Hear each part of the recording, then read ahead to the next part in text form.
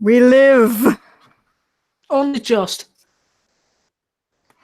We're back with more of the book Insanity, Jeff the Killer by Nisha Nicholson. This is the same book we were reading yesterday, and I promise you it's not going to get much better. Yeah, now we're getting into the actual Jeff the Killer story, there or thereabouts anyway, give or take a little bit. Yes. Alright, so we're beginning on chapter 3. If you haven't seen the last live stream, we got through chapters 1 and 2, but it got a little late on Raven's End. Yeah, to give a very brief plot synopsis of chapter 1 and 2. Girl goes to camp, girl meets boy, boy turns out to be an absolute utter psycho, girl still decides she's going to tap that. Welcome to the cringe of early 2000s, but in 2015. Yep. It surprises me still that this came out in 2015. And the sequel came out a year later. What about the sequel was so great that it required a year to get made? It is a canny bit bigger. It is a bit bigger, to be fair. I will say that in its defense. I mean, they thickened it up with, like, fluff. There was a lot of fluff. There's a lot of... If you have to use fluff to make your book longer, you're doing it wrong. There's a lot of fluff. There's a lot of stuff in that book that probably shouldn't be in that book. You might want to hang up on Discord. Am I still... I should... Yeah, you are still on that call. Oh, I have Discord off. I have a job. Why is it that there's still an ongoing call? Discord is really finicky as of late. Yeah. Might want to force it. I believe, yes, it is Jeff. I am Jeff, everybody. My name is Jeff. My name is Jeff. My name is Dave. No, I'm glad I am not one of the two protagonists of this book. Me too. All right, so chapter 3. Jeff's perspective. Just a slow drain of the motivation of me saying perspective. Hey, Jeff, what are you thinking about? A hand waved in front of my face. Oh, shit, I forgot what voice did I do for Jeff. I don't know. It was Cockney, wasn't it? It was Cockney. Well, no issue worry about, Lou. Get back into it. Lou. They probably say Lou because, let's be honest, they don't understand. It's Chinese. It's pronounced Liu. Yeah. And how the kid has blonde hair and green eyes. It has a name like Liu. Like either they've been reading a hell of a lot of Romance of the Three Kingdoms when they named this kid, or this person wanted to sound cool. Oh yeah, there's a guy I should introduce you to later who talked extensively about Romance of the Three Kingdoms. It's massively historically inaccurate. Don't use it for your history essay, kids. It's It's a fictitious story based on real events, but also horrifically biased towards certain people. But anyway, it's incredibly off topic. It's a romantic retelling of the history of China and the Three Kingdoms period. Which is accurate. Depending on how you rate that conflict, it was either the third most deadliest in human history or not that deadly. Continuing. He sat next to my bed. Do you like that girl that you brought home? He asked me. I have no comment. Because that's how a 16-year-old boy talks. But he's like 12. Well, he was 13 in the original, wasn't he? Yeah, but I think that she actually aged him up. Yes, I bloody well hope so, because she's older than him. Yeah. Let's work on the assumption that she did age him and Liu up. Liu probably is about the same age, to be fair. True. Anyway, he laughed. So that does mean yes you do, or no you don't. I guess it's a yes. It said he snorted. He so snorted. I snort. No, Jeff. It's not, I guess. It's a yes thing. What? I don't even understand what I... about, Leo? Sorry. I don't even understand what I read. I'm telling you, it's a definite yes. For you, anyways. So, yes, you do like her. You fancy her. You don't make sense, Leo. I said, no, ruffled his head. That's how I react to my little brother, to be fair. It's like, yeah, what you've just said makes total sense. Hair ruffled and run away. Yeah, I know. I know it makes sense. It's like, yeah, I know I don't make sense. He got off my bed. Well, I'm going to go bed now because I don't speak properly. Tomorrow is the first day of our new school. Oh, so I guess they just moved here. Like the original story. Which makes sense, but at the same time, they've only just moved here. I mean, and they were enrolled in summer camp. It would explain why Naomi doesn't know him, and I guess it would because it's fair enough her mother knowing Jeff's family because they've just moved in. She's came round, and I don't know what you do when people move in America. We got funny looks off our neighbours when we moved in. Usually you come over and say hi, and then you just leave. Yeah, no, the old people next door to us did, but the other family that lived next door to us just gave us funny looks over the garden wall. I see. I mean, I just moved house like last year, so we had like more of a warm reception at the other house that we had moved from than the house we'd moved to. Anyway. He walked away. Joy, I gotta make new friends. I got ready for bed, and as soon as I had hit the pillow, I was fast asleep. Did you snort a bit of that that anesthetic before you went to bed? I guess. Anesthetic. I woke up the next morning with Liam yelling in my ear. It's like, Jeff, we're gonna be late for school if you don't get out of bed. Leo, quit yelling in my ear. I pushed him away and I rubbed my eyes. Shit, my eyes have gone. Hurry up, I'll be waiting for you in the kitchen. I don't think the semicolon was needed. Yeah, it wasn't. He could have just done with a comma. Semicolons are for smart people and smart people only. Are we a smart people? Yes. Are we really? We're reading this. I know how to use a semicolon. I mean, as do I, but still. I've used them correctly in my writing. A semicolon? Hold on a minute. You mean colon? Anyway. Hey, you just got me up so you can have breakfast with me. I asked, ready to pop him in the face.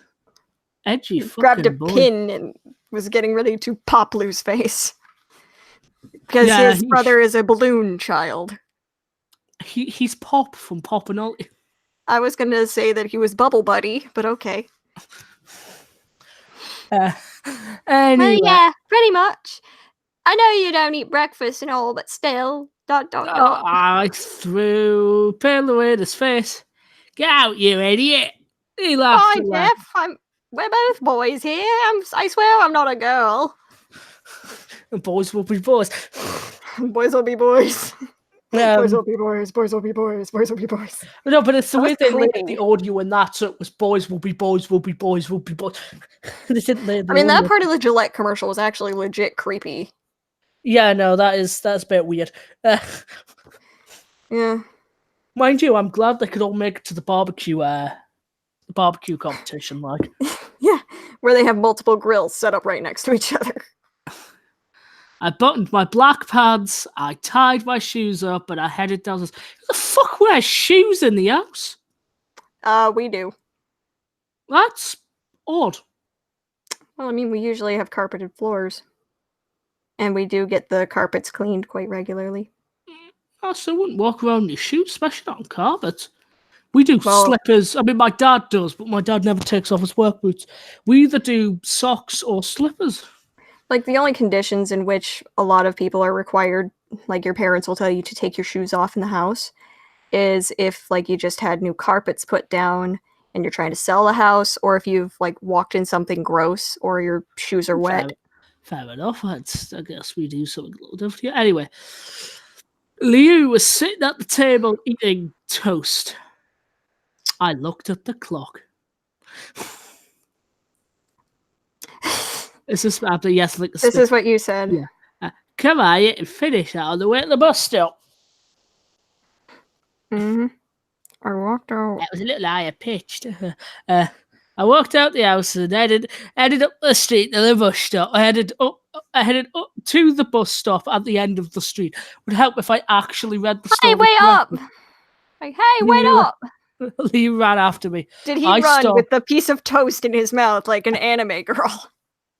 I didn't know Frederick Knudsen was an anime girl, like. I was actually trying to do more of an Aloise Transy sort of thing. No, I didn't know Frederick Knudsen was an anime girl. I'm never going to unsee Leo as Frederick Knudsen now. I'm sorry. I was just trying to imagine Aloise Transy as his brother. Yeah, no, I get that. It's just the Internet Historian video on Jeff the Killer. Yes. I stopped and I walked with him. I bet this could be the best day ever. It's the best day. It's the best day ever. Best day ever. Leo said, "It could also be the worst day ever." Slowly slipping into this weird voice. I leaned on the bus stop pole. Hey guys. Hey guys. No. Hey guys. I turned around to see Naomi standing there holding a skateboard. Oh god, she's a skater girl. Right, yeah. Hello there. Leo said. She had her headphones in as usual. Hey, you had a skateboard? I asked. Yeah, not a lot, but I do when I come to the bus stop. Naomi said. Okay, if you're over 12 and you still ride a skateboard, you're kind of a loser. Yeah, no, I knew a guy in his early 20s that did. Yeah, he was a loser. I mean, there's like Robert, it was like Deerdeck or whatever. Rob Deerdeck. Yeah. Yeah, he's ridiculous. Someone actually mistook him for Rob Dyke, who's now Rob Gavigan. Yes. And go like, I can't. It's like, I'm really enjoying Rob Deerdeck's Seriously Strange. It's like, do I look like an old man riding a skateboard with a lady that's an obnoxiously annoying laugh with a giant oversized laptop? The only person who could be over the age of like 15 and ride a skateboard and get away with it is Tony Hawk. Yeah. But then again, Tony Hawk can't get rental cars. And Tony Hawk also is not as relevant as he used to be. And he's also old. Yeah, he is old. He probably still. And he had one of the worst games ever made, Skate 3. Yes, Leo asked. Leo asks many things. Yes, Leo is quite the inquisitive child. I'm getting my cough drops because I know this is going to hurt my throat. Do you hear that? Hear what? Me talking. Aye. Do you hear that? Leo asked. Do we hear what? Naomi is the sentient cloud. She is more than one individual. She's the Borg. Resistance is futile. Prepare to be assimilated. Prepare to be assimilated into the Mary Sue collective. Our hive will grow stronger. Naomi asked and took down her headphones. I listened closely. It sounded like skateboards. Well, you'd almost think she has a skateboard. Or is she just listening to the sound of skateboards? Who knows? Leo stood beside me. 3 guys jumped over the fence on skateboards. One of them was as skinny as a twig. One of them was huge. How did he make it over the fence? Rocket power.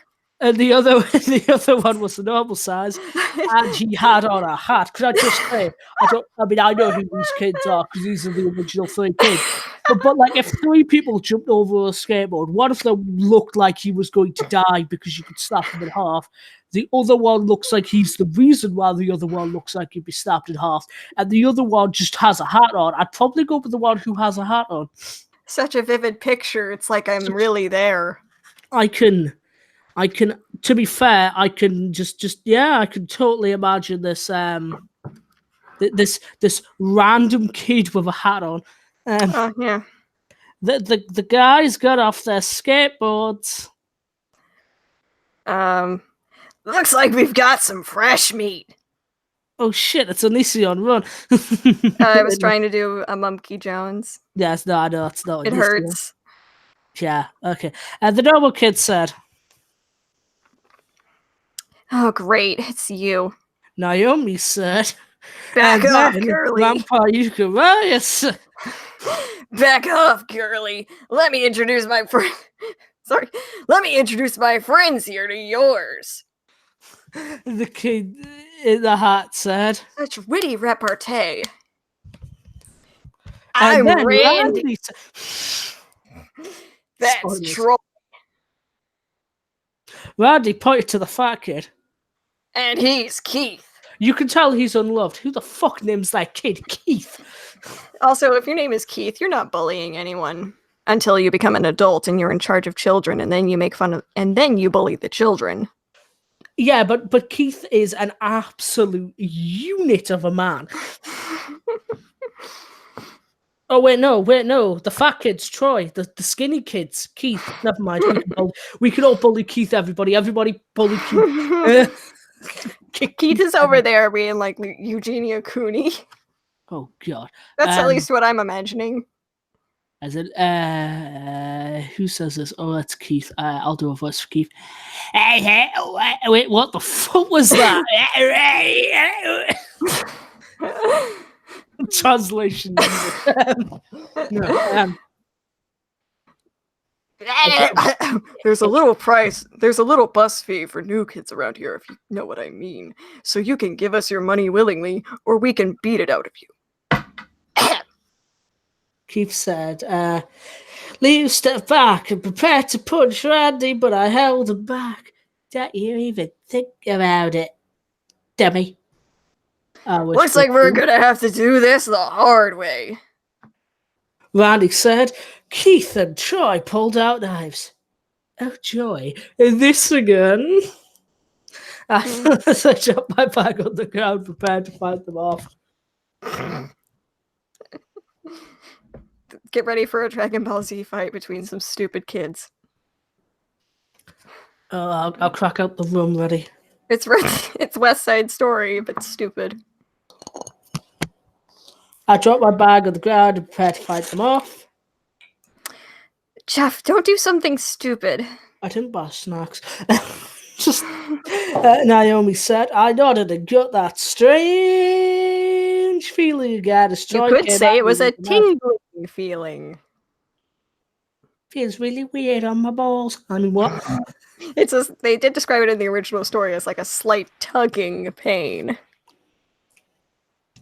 So Jeff gets a raging boner when he's in danger. Thank you for letting me know. Troy came at me with a knife. I kicked his gut hard and he fell, dropping his knife. Keith came at me. Oh, God. Stay back. Keith. Stay back. The baddest kid on the block. He looks like a twig. Stay back, stick child. And his parents hate him, and his dad's probably an alcoholic. I rolled out the way and picked up. Who wrote this, Christian?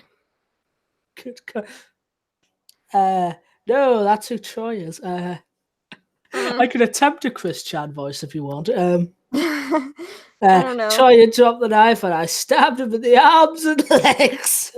Jesus. Now, there was a study that says before like the age of like 6 to about 8, all kids are sociopaths. I don't think Jeff got out of that. I don't know about that because I have a 3-year-old like cousin and she is the sweetest thing in the world. I mean, she met her new baby sister and was getting to hold her, and she held her hand, and she like bowed her head, said a quick prayer. It's like, dear God, thank you for thank you for making holding hands. It's like, dear God, thank you for holding hands. Amen. She is the sweetest little thing in the world, and she has almost read about 500 books, or at least had 500 books read to her. Good kid. Even takes a book to like her crib with her and a doll, and she'll read the book to her doll in the morning. Oh God. Really loves Go Dog Go. That's actually really cute. It is. My dad needs to come over there so he can read Go Dog Go to her the proper way, the way that he read it to me and my brother when we were very young children. It's very cute. I'm not going over how it's done. You're gonna have to learn it someday. Troy dropped the knife and I stabbed him in his arms and legs because I'm a fucking psycho.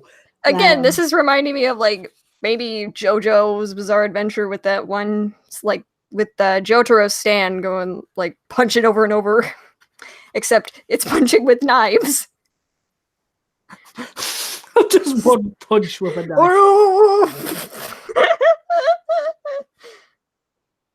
I don't know the name of the stand. I'm sorry. I don't know that much about JoJo. Neither do I. Like, looks like I'll have to take care of you myself, Randy said, and then Uriah said, Grandpa Josiah, and then Grandpa Josiah said, Oi, Jeff, you little shit, I'm gonna kick your head in. I dropped the knife. I dropped the knife and he came at me with a punch. I grabbed him and flipped him over. I then punched him in the face. I swiped the sweat away from my face and I picked up my bag. This isn't good, guys. The bus is coming. And if they see them... Now I'm pointing at the guys on the ground. We'll be in gigantic trouble. You two better run. And thus they fled the scene. She jumped on a board and took off toward Why didn't you just ride your skateboard to school, young lady? Why you didn't get on the bus? You. I grabbed my bag and I ran off towards the house. Jeff, wait! Leah ran after me. The bus pulled up right after we ran off.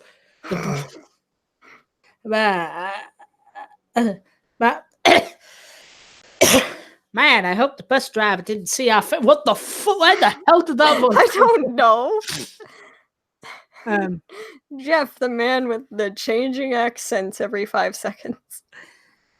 Man, I hope the bus driver didn't see our faces. I'll get back into the voice. I swear. I ran inside and I pulled Leo inside. Jeff, what you did back there was awesome. He poked my cheek. I bet Naomi was really impressed. You said and sat on the couch and turned on the TV. I didn't say anything. And then my mother comes in and goes, I told you lot to get to school. What the fuck are you doing back here? I'm guessing they both, like, his parents both work. Which, to be fair, would explain, given he has a very nice new house or whatever. So what are we going to do? We can't go to school because we'll get caught. Wait, no, that would be Liu talking. So what are we going to do? We can't go to school because we'll get caught. I guess I'll just stay here for the day then. I said. There was a knock on the door. Oh no, is that the police? Liu said, dove under the couch. I looked outside and opened the door. It's okay, Leo. Oh, sorry. I mean, either of them could have said that, to be fair. Both of them could have said it. Naomi ran inside the house. Shut the door! Shut it right now! Lock everything! She jumped over the couch and hid too. Hey, it's nice to see you too. I said, I locked the front door. Hey, it's nice to see you too. Hey, it's nice to see you. Sarcasm. Hey, it's nice to see you too. I said and locked the door. What's going on? New speaker, new line. Yep. Liu asked and slid under the couch. Randy knows where I live. I barely escaped without him killing me. She said. These are Stephen King bullies, straight up. Wait, I'm confused. So you're saying he ran all the way here just to escape Randy and his goons? I asked Papa. You're making him sound like a mob boss, which he's not. Nah, you see where we gotta go Yeah, now. see? Nah, see, bada bing, bada boom. Like they just simply come up smacking their fingers. It was I asked perplexed. Yeah. Where else was I supposed to go? Good question. The police station? I said. Oh, I also got cut too. We're really accident prone. The only thing we had lying around was a metal bat, so I used that and knocked them all out. But Randy cut open my arm. I looked and saw a trail of blood on the tile floor to where she was standing. If you're fighting people that are armed with knives and you have a metal bat, you should win that, like, range-wise. Yeah, even if it's a little bat. Bludgeoning weapon. Yeah. Go for the arms. Physics-wise. Yeah. Jesus, how bad was she cut? Also, who the fuck has tiles outside that front door? Whatever. This is America. It's a weird land. I understand now. We don't normally have that, by the way. Oh, God. Jeff's just weird. Gee. Usually it's hardwood. Yeah, same here. Actually, yeah, we have hardwood. Jeez. Don't just stand there and bleed on me. Come with me. So he's more concerned about his tile floor than he is about his potential love interest. To be honest, if you burst into my house and bled all over my nice new tiled floor, I'd probably be a little bit more concerned about the tiles. I grabbed him out and I in the kitchen while Liu followed closely behind. Leo, clean up the blood while I set up the wound. I should. I said, well, what would you go to the cabinets to find a needle and some peroxide? What? Okay.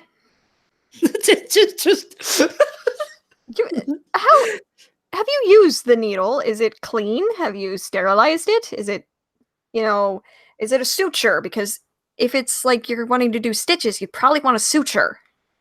Yeah, I used it to knock myself up with heroin before I came to school. I don't think they mean hypodermic needle. Nah, I know, I'm being silly. You're being facetious. I can be silly at the same time. I'm facetious. I know.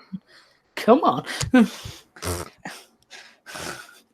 I'm a humor genius. Leo Jeff definitely has. Because Jeff definitely has first aid training enough to know how to do stitches. Well, he knows how to stab people up effectively, so might as well know the other way around. I guess I got that merit badge. He passed his first aid course at Boy Scouts. Which reminds me, do they have Girl Scouts in Britain? Yes, but here Scouts aren't actually as gender restricted as they are in the US. Okay. There does exist separate Girl Scouts orders, but the scout group I used to go to had 2 girls in it. Okay. Leo got one of the sponges out from under the sink and started cleaning the blood trail. Leo, you will make a perfect house husband. Are you not crying right now? I asked to move her sleeve. New speaker, new line, Nisha. Can't believe I have to correct you this often. Who said I'd be crying? I know girls cry when they get hurt. She sighed. Woman, you have never been stabbed because that is really painful. Yep. You would be crying, especially when you're getting sewn up with no anesthesia. What is peroxide, actually? Hydrogen peroxide is like rubbing alcohol. It might numb it a little bit. Which it burns. Yeah. If you're going to put something on your cut, it doesn't have to always be hydrogen peroxide. Usually use like what I have over here. I'll go get the bottle so I can look at it. Because I'm very accident prone. It's 70% isopropyl alcohol. It's an antiseptic. Now what you Plus, you don't want to stitch it until you've like gotten it to stop bleeding a little bit more. Yeah, what you do instead is you do the classic English primary school tactic of wet paper towel, Yep. or Go to if the it's hospital. or if it's bad, if it's really bad, maybe the ice pack. Mhm. Our school couldn't afford ice packs, so we had frozen peas from the cafeteria. What we had was like a paper towel that had gotten wet, and they put it in a plastic bag, and they put it in the freezer. That was our ice pack at school. No, we didn't even have that. Like, we just got it was just peas from the cafeteria. If mind you, that was only if it was considered bad enough, because the cue roll in school is wet paper towel. Oh God, I need to look something up. Just a sec. Really needs to work out whether or not wet paper towels would be more applicable in the situation.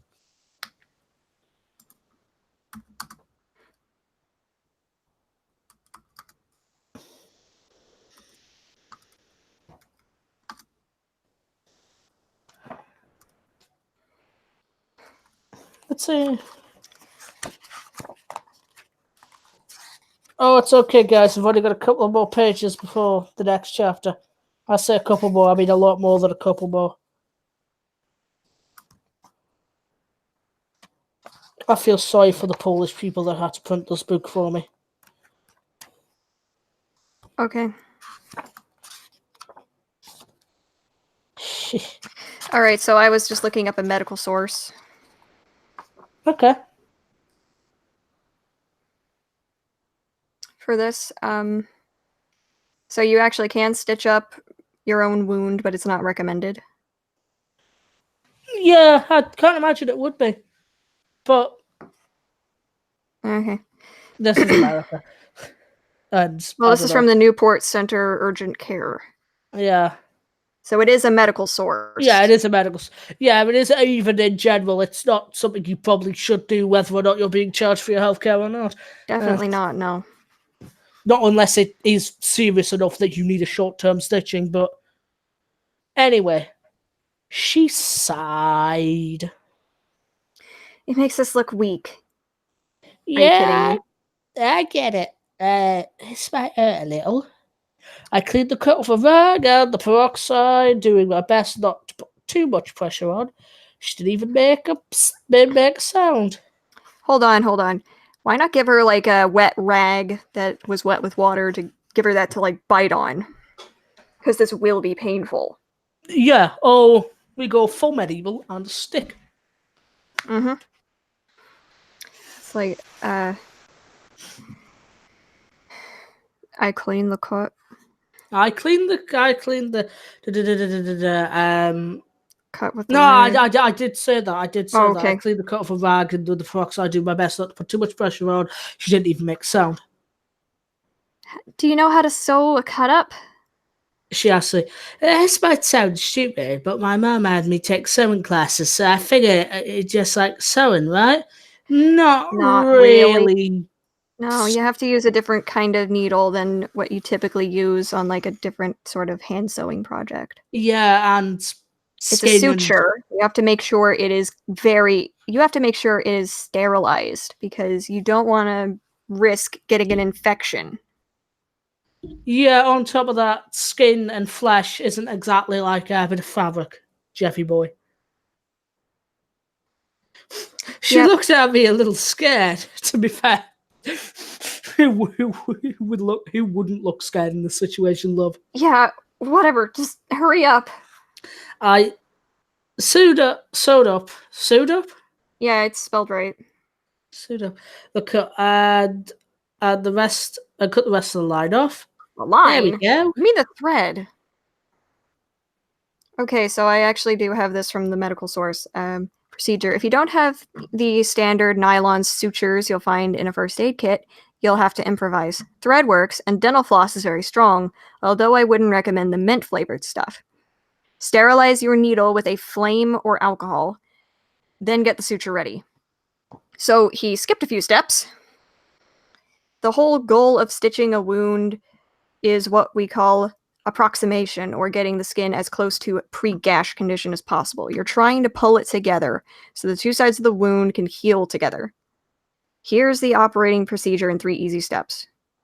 With your fingers, pull the wound together. Locate the center of the cut and insert the first suture by sticking the needle through the skin, 0.5 centimeters from the edge of the cut, out the wound, back through the wound on the other side, and out the skin. What you'll have is a loop of thread, as if you just ran a shoelace through the bottom two eyelets of your shoe. Pull the skin together and tie off with a basic double knot. Clip the excess suture. Important, do not tie it too tight. Secure it just enough so that the wound is sealed. If you go too tight, it'll kill the tissue. Once your first suture is secured, work back toward the edge by placing a new suture halfway between the end of the cut and the closest stitch. Repeat until the wound is sealed. Now here's where it gets tough. The reason why doctors don't want you to surf with stitches is that water will inevitably get in there, making it highly likely to open up again. After the stitches come out, it also greatly increases the risk of infection. If you can resist temptation, keep the stitches in for the following: 5 days for a face gash, 7 days for anything on the body, and 10 to 14 days for a cut on the feet. For some reason, feet take forever to heal. And this is like from a coastline sort of thing. But if the surf is going off, you followed these directions properly, then you should just have to paddle back out. We understand. And you just have to paddle back out. We understand. That's what antibiotics are for. But yeah, that was a good thing to do. Yeah.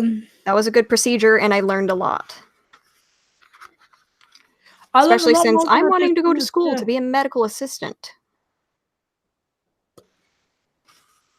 So yes, I want to do medicine stuff. Oh, well, good on you. Mm-hmm. It's like, but yeah, the way they portrayed it is not how it works. Yeah. There we go. Thanks, Jeff. She hopped down from the table and walked into the living room and stood there for a second. I scratched my head. Is this really a good time to do this now when all this is happening to me? Hey, aren't you gonna, like, put a bandage over it? Over the stitches? I thought... While it's still tender? Seal it a bit better. Yeah. Leo looked at me from over the couch. He was monitoring something.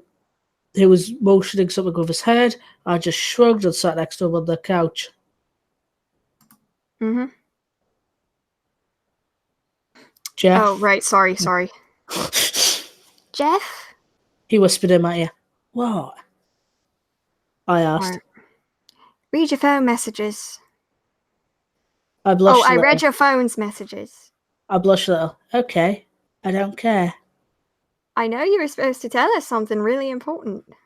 He said. I ignored him and looked at the clock. It was 12 o'clock. Shit, it's time for lunch. Is anyone else hungry? I'm about to die if I don't eat soon. Oh, we're not, it's Leo. Is anyone else hungry? I'm about to die if I don't eat soon. Leo found an elbow in the ribs. Claude, get me some food.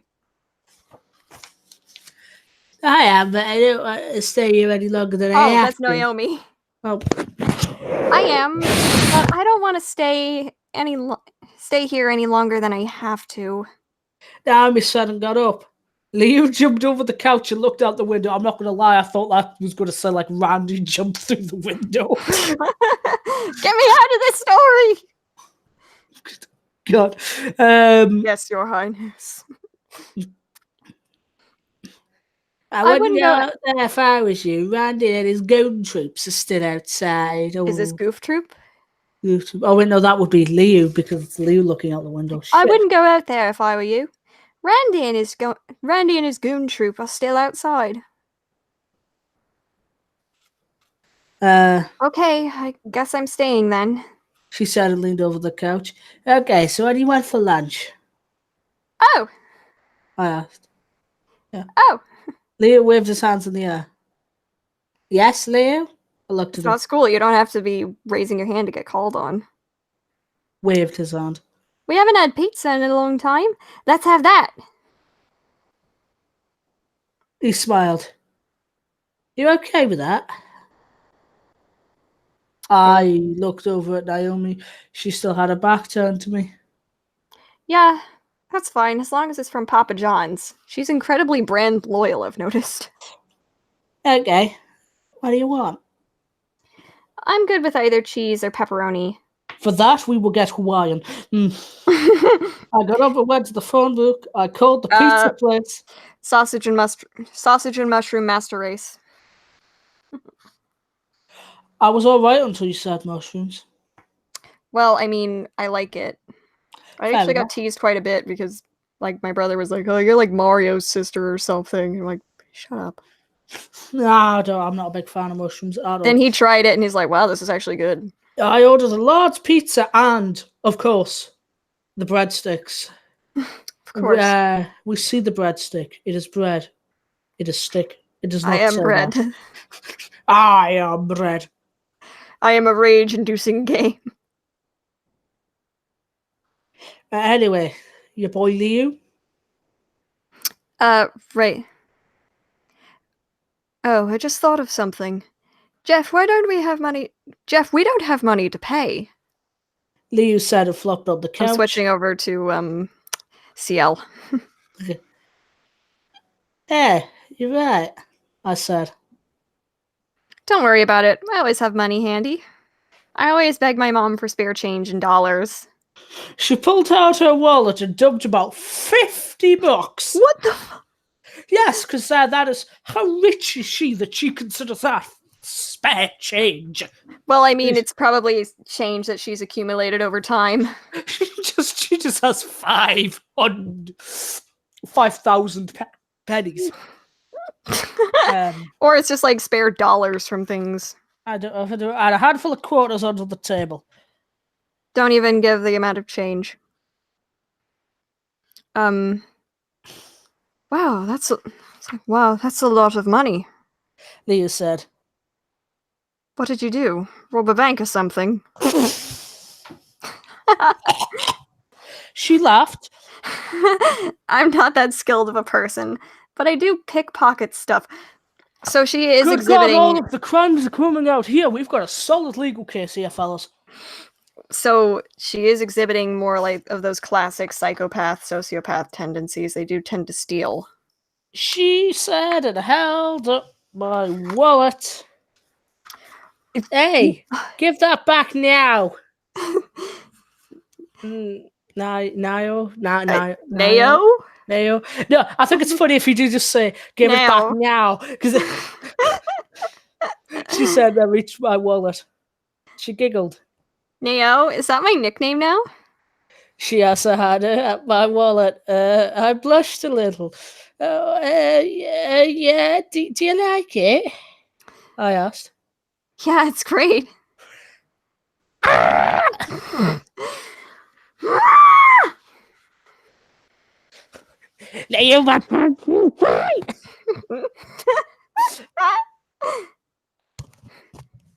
Anyway, we sat on the couch and watched TV for a while until the pizza came.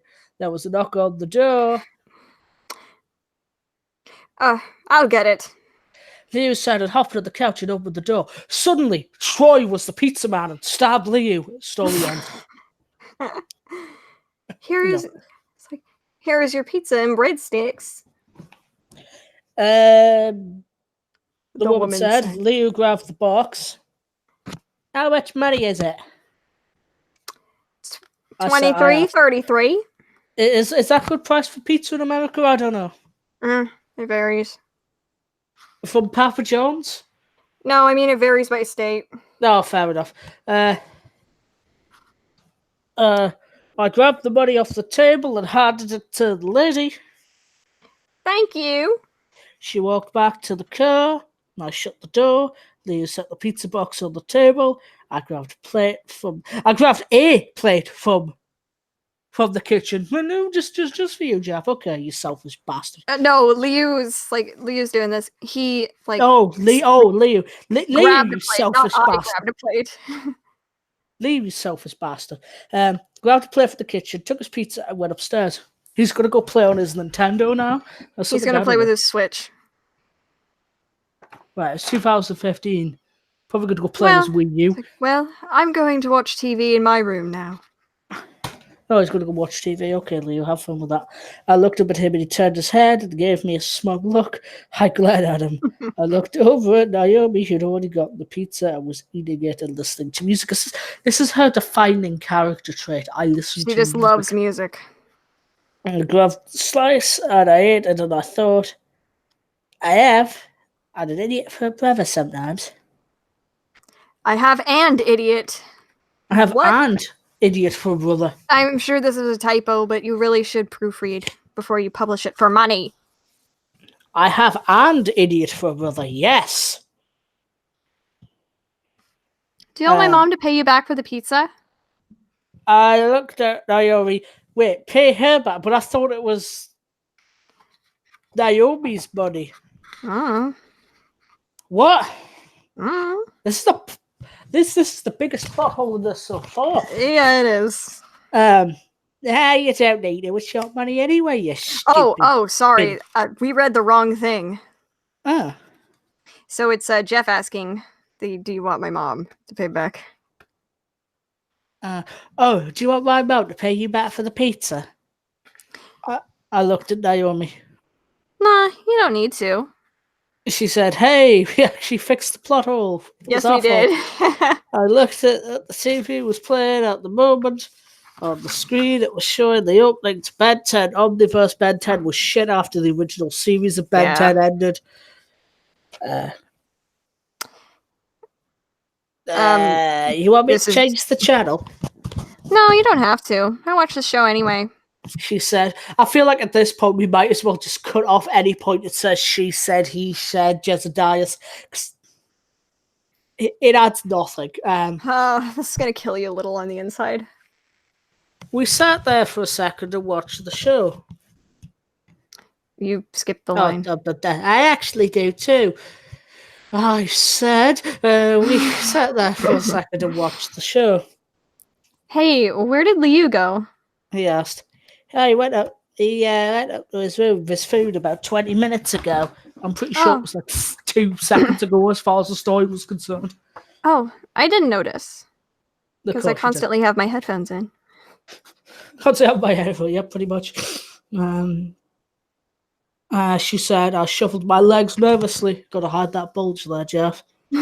Hey, you told me last night you had something really important to tell me. I did? I saw so agree for a car. I took a look to see Leo sitting on the top step. Leo, you are the man. You are the MVP of this game. It's a shame you're gonna die later. Spoilers, it follows the original story. It's like... Anyway. Yeah, you did. See? She showed me her phone. I guess I did. I laughed nervously. Leo snickered quietly. Come with me, and you'll see into a world of pure imagination.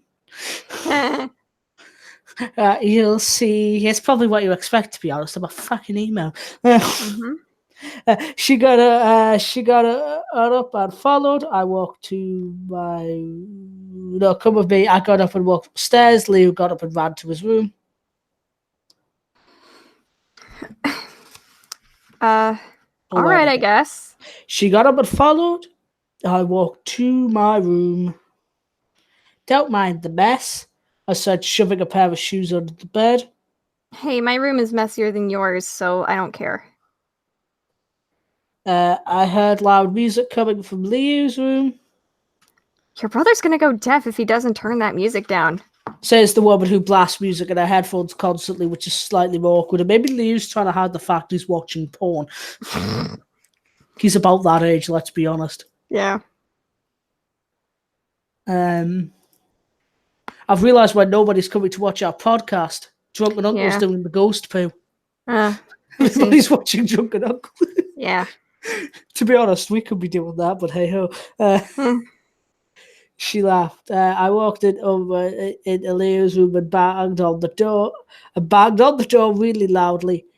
Hey, Leo, Open up! I yelled. Leo opened the door. Can I help you? He asked with a smile on his face. Yeah, can you turn your music down, please? No, fuck off. No, fuck off. I'm a strong, independent boy, and you're an absolute cunt of a brother, and you know it. Twat. Which is, to be fair, if my house was If he a little did say that. To be fair, that's kind of what I would say to my older sister if she ever told me to turn mine or music down, but that's besides the point. Yeah, strained relationships. Anyway, he shrugged and pressed the off button out of his remote. So how's it going, Jeffrey? Fucking hell, he's got really formal. He raised an eyebrow at me. I was going to do it until you obnoxiously loud blasted your music. I flicked him on the forehead. Oops, I'm sorry about that. He laughed and shut his door. What music do you think Leo listens to? J-pop, probably. Oh, you're not called up of a weeb, are you? He's about that age. Oh, no. I was expecting something good like metal. Probably metal. Could be metal, yeah. Anyways, A mix of those. Well, to be fair, Japanese metal is a thing, and there were some pretty good Japanese metal bands out there. Like Baby Metal's pretty good. Baby Metal's solid. I can't remember what it was called. Innocence is Just a Mask is quite a good Japanese metal band song. Anyway, I walked back into my room. I heard singing. Shit, it's the Lady of the Lake. I mean, what? I stood in my doorway and I listened to Naomi sing. I walked in and sat in front of her. She had her eyes closed, and she opened her eyes. She opened her eyes and fell backwards. I'm just acting. You're lying. Wow. How long have you been sitting there? I've been here through half the song. I sat. The scent smelled. That's bullshit. You have a great voice. That's she time avoided number 2. my eyes. No, I don't. You're just saying that. Yeah, I'm being serious. I stood up and I held out my hand to her. She took it and I helped her up. I saw Liu cocking on the corner of my door. Is Liu really hoping they're getting on or something? Is he that desperate to see? Boy. Is he that desperate to see some action in his life? He wants to watch his brother do it. Liu, come on, you're like 12. It's like 13 or something. Hey, well, yeah, if he's 3 years younger and he's supposed to be 16, then yeah. Do you remember how I told you that was really important? She nodded. What is it? I asked. I looked away. She asked. She asked. I looked away. Out of the window, I saw a spider. Could you close your eyes for me? I asked. Sure, I guess. She closed her eyes. I sighed and mouthed to Leo. Are you happy now? He nodded and grabbed his phone. I shook his head. Don't do it. He sighed and put away his phone. I sighed. I have to do it sometime today, I thought. And I leaned my head in. And I pressed the knife into her stomach. And she died. Story end. No, we're not that lucky. Given we have a shit ton of the book left. I think my roommate just died. I heard something fall over in the next room. I thought I leaned in my head and I kissed her on the lips. I stepped back. You can open your eyes now. She opened her eyes. Yes! Leo said and then covered his mouth. Is that what was so important? She asked and crossed her arms. Yeah, I like you. Okay? I turned around and she blew her hair out of her face. It was silent for a moment. I turned back and she kissed me back. I nearly fell over. I like you too. She grabbed my arm before I completely fell over. You okay? She asked, yeah, I'm just a little surprised. That was the sound of the phone ringing going off. Oh, that's mine. She bolted out of the room and down the stairs. I walked out the room and looked for Leo. See, that wasn't so bad, Jeff. There Ow! you go. There you go. That's a nice fair. I hit him on the back of the head, but not hard, but hard enough. What was that for? He asked from the back of his head. Leo, you're an idiot sometimes. You know that? Hey, I was just trying to help you. He frowned and walked off. John said, "Why does he sound like the really depressed, like Cockney kid in some like London, like I don't in some like know. London I'm teenage sorry, drama?" I don't know. No, it's brilliant. I love it. He, like Yeah, I'm fine, this Mom. sounds like some kids from like some kind of like TV drama that's about kids in like a Victorian factory or something. Yep. Yeah, I'm fine, Mom. Okay, bye. I heard her hang up the phone. Everything okay? Yeah, my mom was just worried why I wasn't home and why the metal bat was covered in blood. Oh boy. Hold on a second. Hold on a minute there, missus. It can't be that much after a lunch. I'm pretty sure that Naomi, like Nisha, you know how high school works. You don't go home at 12. Yeah, I mean, and the passage of time in this has what I will best describe as fluid time.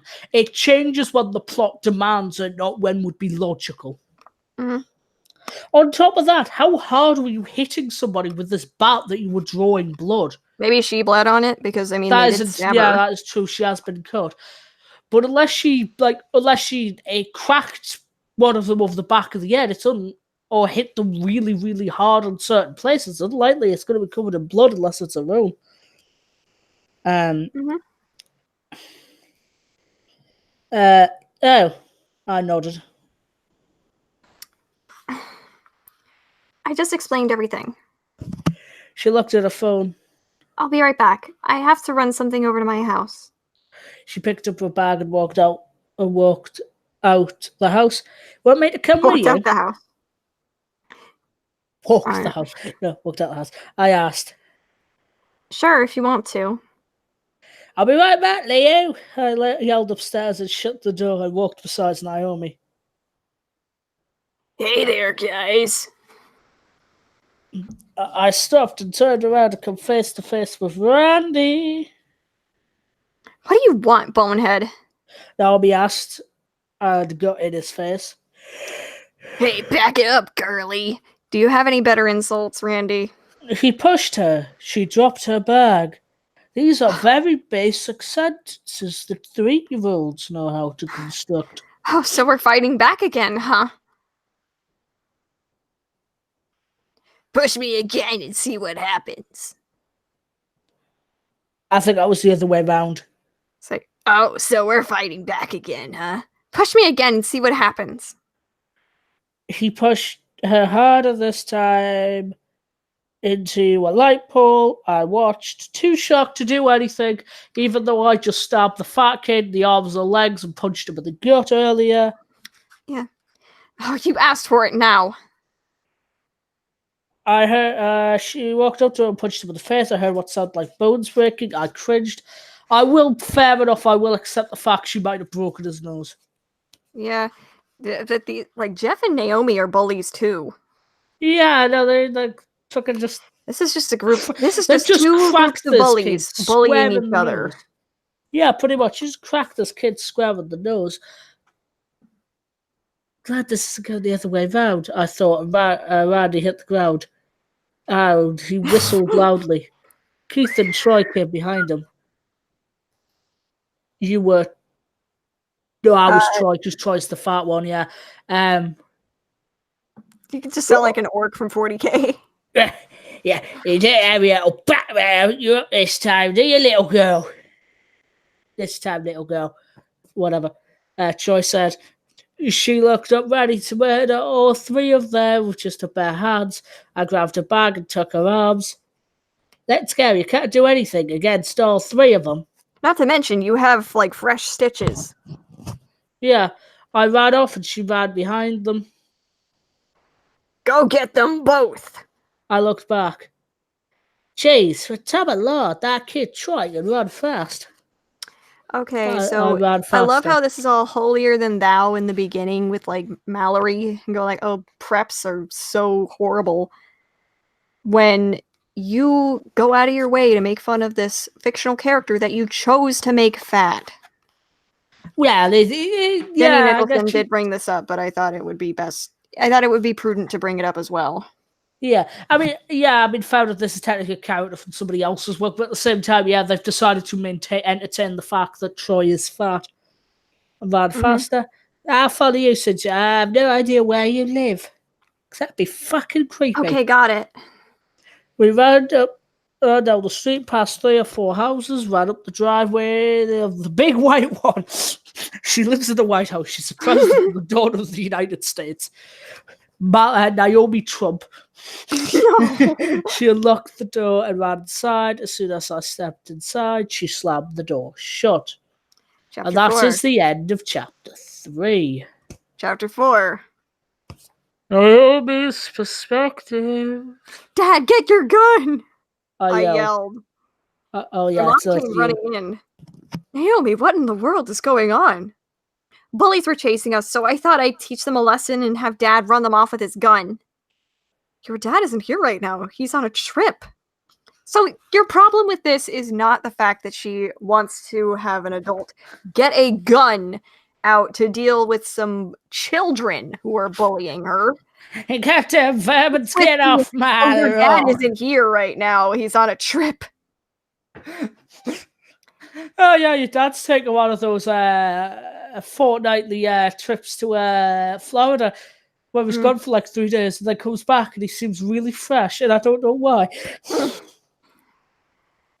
I crossed my arms. Oh, shoot. Wait, I know. I ran and got my BB gun from the back door, pumped it a few times for extra power, and walked back to the front. Oh no, you aren't going to shoot them, are you? You'll go to jail, my mom said. It's not like I'm going to shoot them. I'm going to shoot at them. That's not much better. Sorry, can I just put, hi Blake. Yeah, I just put it to Blake's comment in the chat, and then Donald Trump walked by and said, "Get out my house. It's the best house." Yeah. I can't do a good Donald Trump voice. Get out of my house. It's the best house. We're gonna build a wall. We're gonna build a wall. We're gonna build a wall around the house. Nobody builds better walls around this house than I do. The kids are gonna pay for it. And those kids are gonna pay for it. China. Would have got China to help me build the wall. Anyway. Yeah, but shooting at them is not much better than shooting them. Another trait of psychopathy. I opened the door. Keith and Troy were in the driveway. Jeff stood next to me. "You seriously going to do this?" he asked. I nodded. "Yep, I am. Hey, you boneheads, look this way!" I yelled and pointed the gun towards them and shot it. Keith yelped and ran off. Troy just stood there. Then he screamed and ran off. Oh. So long, suckers! I placed the gun over my shoulder. "You're the most boyish girl I've ever seen in my life. It's kind of hot. I mean, what? No, that last little bit wasn't in there." Do you want me to come? It's like, why don't you cut your hair short and start sounding like a man? Hey, cut your hair short, put on some proper pads. You'd be a proper good lad, you would. Is that a bad thing? I asked and walked inside. "Not in your case," he said and followed me in. "You two are adorable," my mom said. "No, they're not adorable. They're psychos." Her mother knows. Her mother herself is a psycho. So it's like Yandere Simulator. Yeah, probably. Mom, please don't do this. Oh, I'm sorry. I'll be in the family room watching TV if you need me. She left. I want to meet your parents if they're home now. I said. They might probably be at home by now. Let's hope that Liu did a good job cleaning up the floor. "What in here? Why the fuck is there blood all over my fucking new tiles?" "I'm sorry, Dad, don't get the belt." "Dad, I'm sorry. Please don't. Please don't attack me with a belt." "Don't get the belt, Daddy, no." Good God. We are turning us into a proper Victorian age drama about Good God. I walked into the family room. I'm going back over to Jeff's house to meet his parents, I told my mom. Okay, have fun. Is she not concerned about the fact she can go outside and then Keith and Troy and Why not ask your Randy? mom, hey, do you mind driving us over? Or do you mind walking down with us? You know, in case he comes because like outside. walking from point A to point B has been quite dangerous in this You know, in case they fanfiction. go outside and Keith is standing there with a gun and he goes, you mess with this cock, you get the Glock. Oh, God.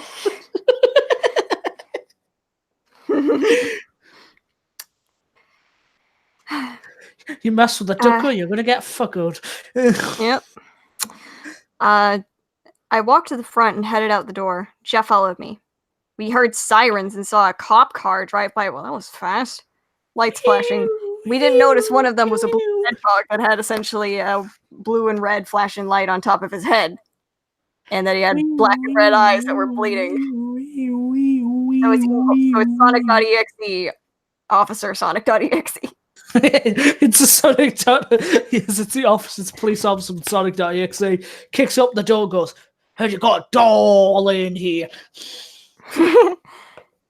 I love the accents that Michael Loar gives the characters. They do like Scottish Sonic.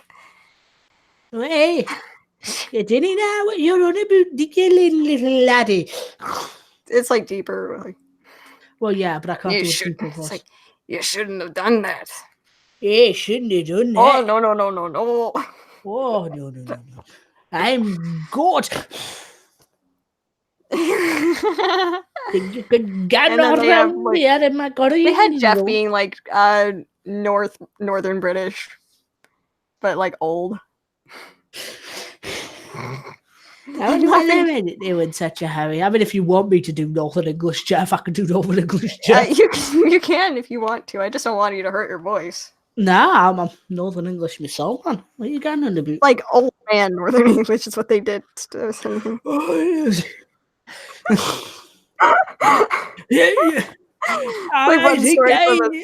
One line from one of the stories they did, like Charlie the Killer was like, why would you even like me? I'm just a fat, ugly whore. It's like Jeff looked down and then he looked back up at me and was like, I love fat, ugly whores.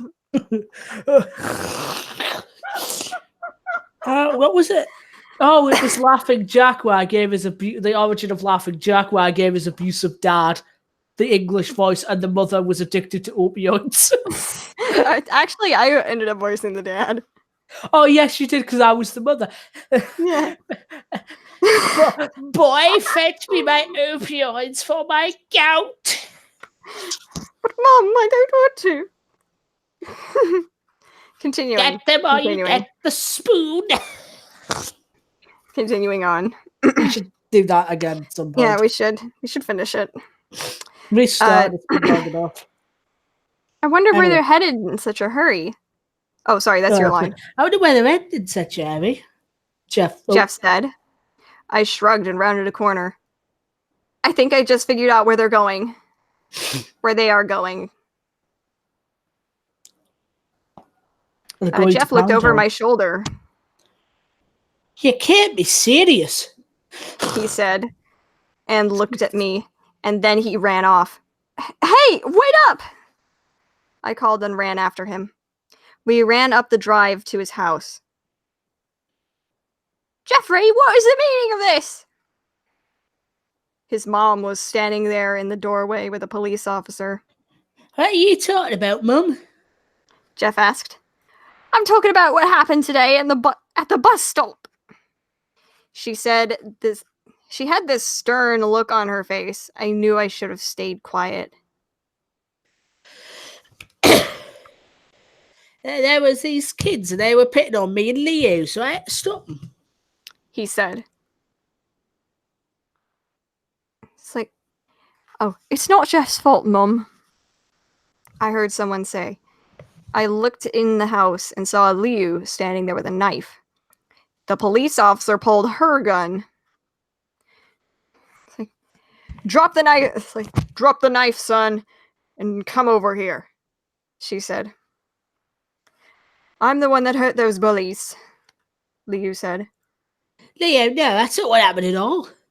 Please don't offend me. What did you fucking expect when you beat people up with metal bats and stab people?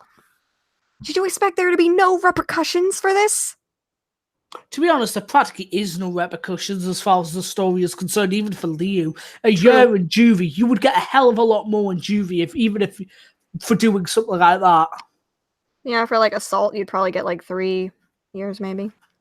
Yeah, actually, at least here, you could actually go to proper prison from about the age of 12 upwards. So if he's 13, by UK law, he could go to a proper jail.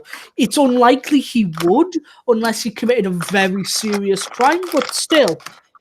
Well, over here, if you're under 18 or so, that's when you get sent to juvenile hall. Yeah, here you get sent. I believe there are special youth prisons that are basically somewhere between. But no, legally here, you can be arrested from the age of 12 without having to go to juvenile. It's weird. Anyways. Pardon me, I'm eating pretzels. No, that's fine. Leo, Jeff is right. You don't have to do this, I said. It's fine, you two. I know what I did, and I have to pay for it. Liu smiled a bit. Liu walked over to the policewoman, and she handcuffed him. Liu, please don't. Hey, keep my brother safe and out of trouble, all right, Neo? Liu said to me. I only nodded. The woman put Liu in the back of the car and drove off. Jeff, come inside, his mom said. She looked at me. You can come in too if you want, sweetie. I nodded. Jeff? I took his hand and he looked at me and we walked inside. We sat down on the couch. I sat there and listened to his tears drop on the couch. What? Yeah, what is this don't couch try to comfort him. What is this couch made out of? Paper. It's that loud. The entire couch collapses. They die. We wish. Or it's got one of those really ugly plastic covers. Oh no. Anyway, I don't know why he didn't listen to me. Dubstep remix. Like I reached my arm around him. I didn't get to finish that line, but anyway, he said through his tears, Jeff, honey, you don't have to cover for your brother anymore, his mom said. I'm not covering for him. I was the one who beat up those kids. It was me! Jeff yelled and ran upstairs. His mom sighed. I'm so sorry you had to see him like this, dear. She gave me a faint smile. It's okay. I'm used to people sad. I'm used to seeing people sad. Blah, blah, blah. I make my parents sad all the time. That wasn't in the I make my parents sad thing. That wasn't in the story. My mum spends the entire time with my dad trying to make a better version of me. It doesn't go anywhere. Ooh. Oof. Ooh. To be fair, if your kid Dad didn't tell her he got a vasectomy after Liu. Now, Leo's a good egg. But out of all of it, and I will say this, like in the actual original Jeff the Killer story, out of all of the characters, the one person who does not deserve to die is Leo. Or the dad, he barely did anything. No, the dad either, but definitely Leo, because like Leo spends the entire thing defending his brother, even though he shouldn't, and he knows he shouldn't. Like Leo's a loyal boy. He's a good egg. He is the goodest egg of the story. The only, arguably one of the only good eggs. Mm-hmm. But anyway, or the police officers that were just doing their jobs. True.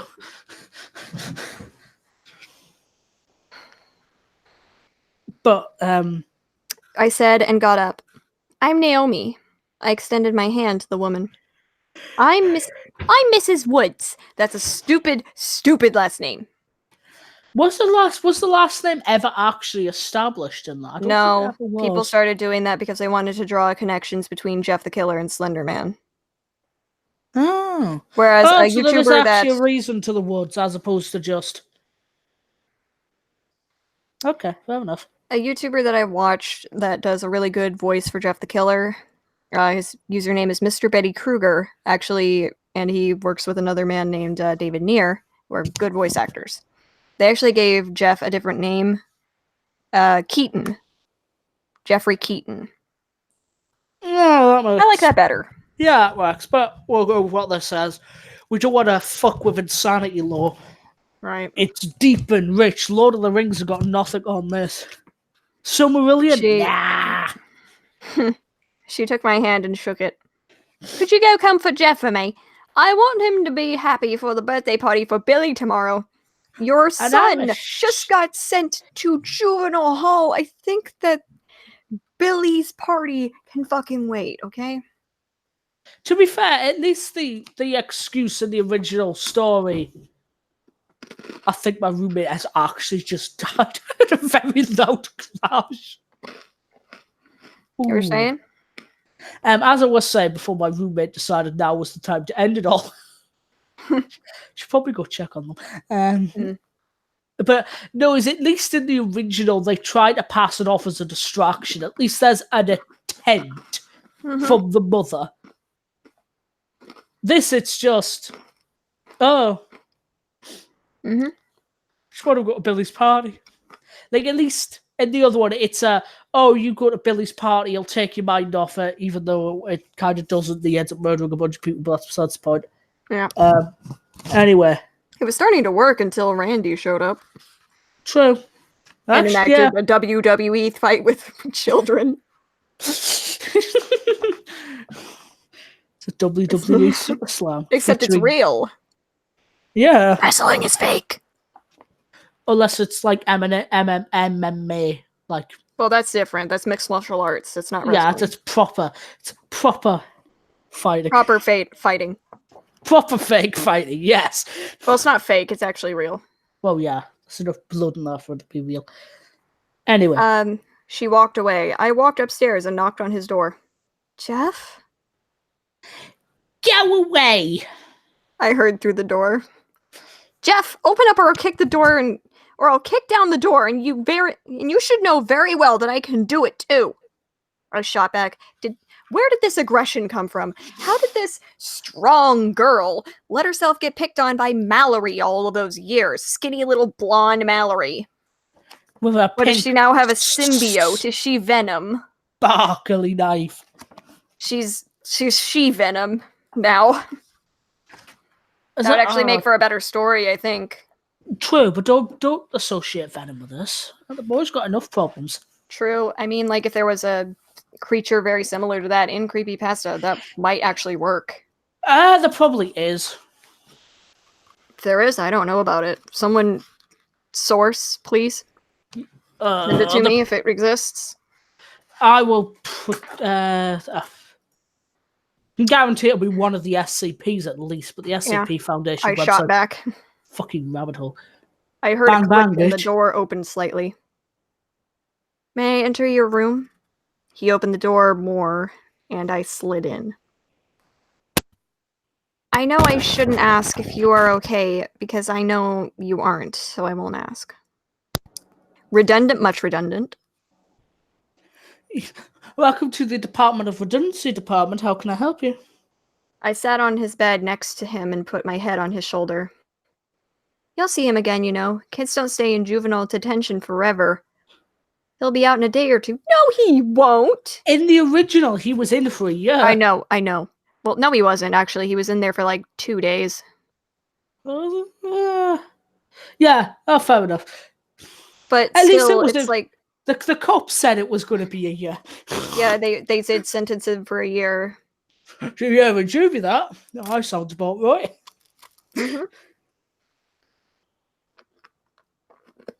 Anyway, it's my turn. Yeah, I know. Leo shouldn't be in there, though. It should be Randy and his good-for-nothing idiots. He said, yeah, I'm sorry I couldn't help you more on that situation. I should have backed you up more. If I just had a couple more words, if I had just said a couple more words and given them given them evidence of some kind, Liu would still be here. Hey, Naomi, you know that thing that you kind of referenced that you have multiple times? What was it called? A smartphone? Could have recorded it.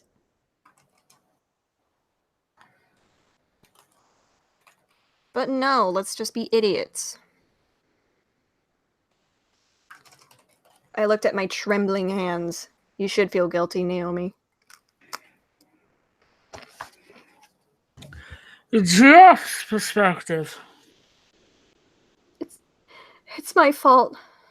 I should have told you about the thug trio before we even started school. I'm so sorry, Jeff.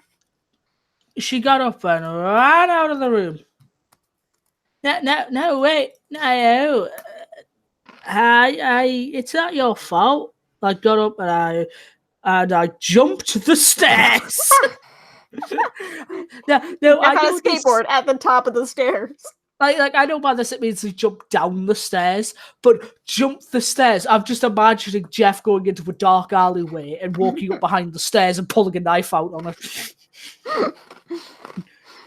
I'm bolting outside. Time for you to go to Kip.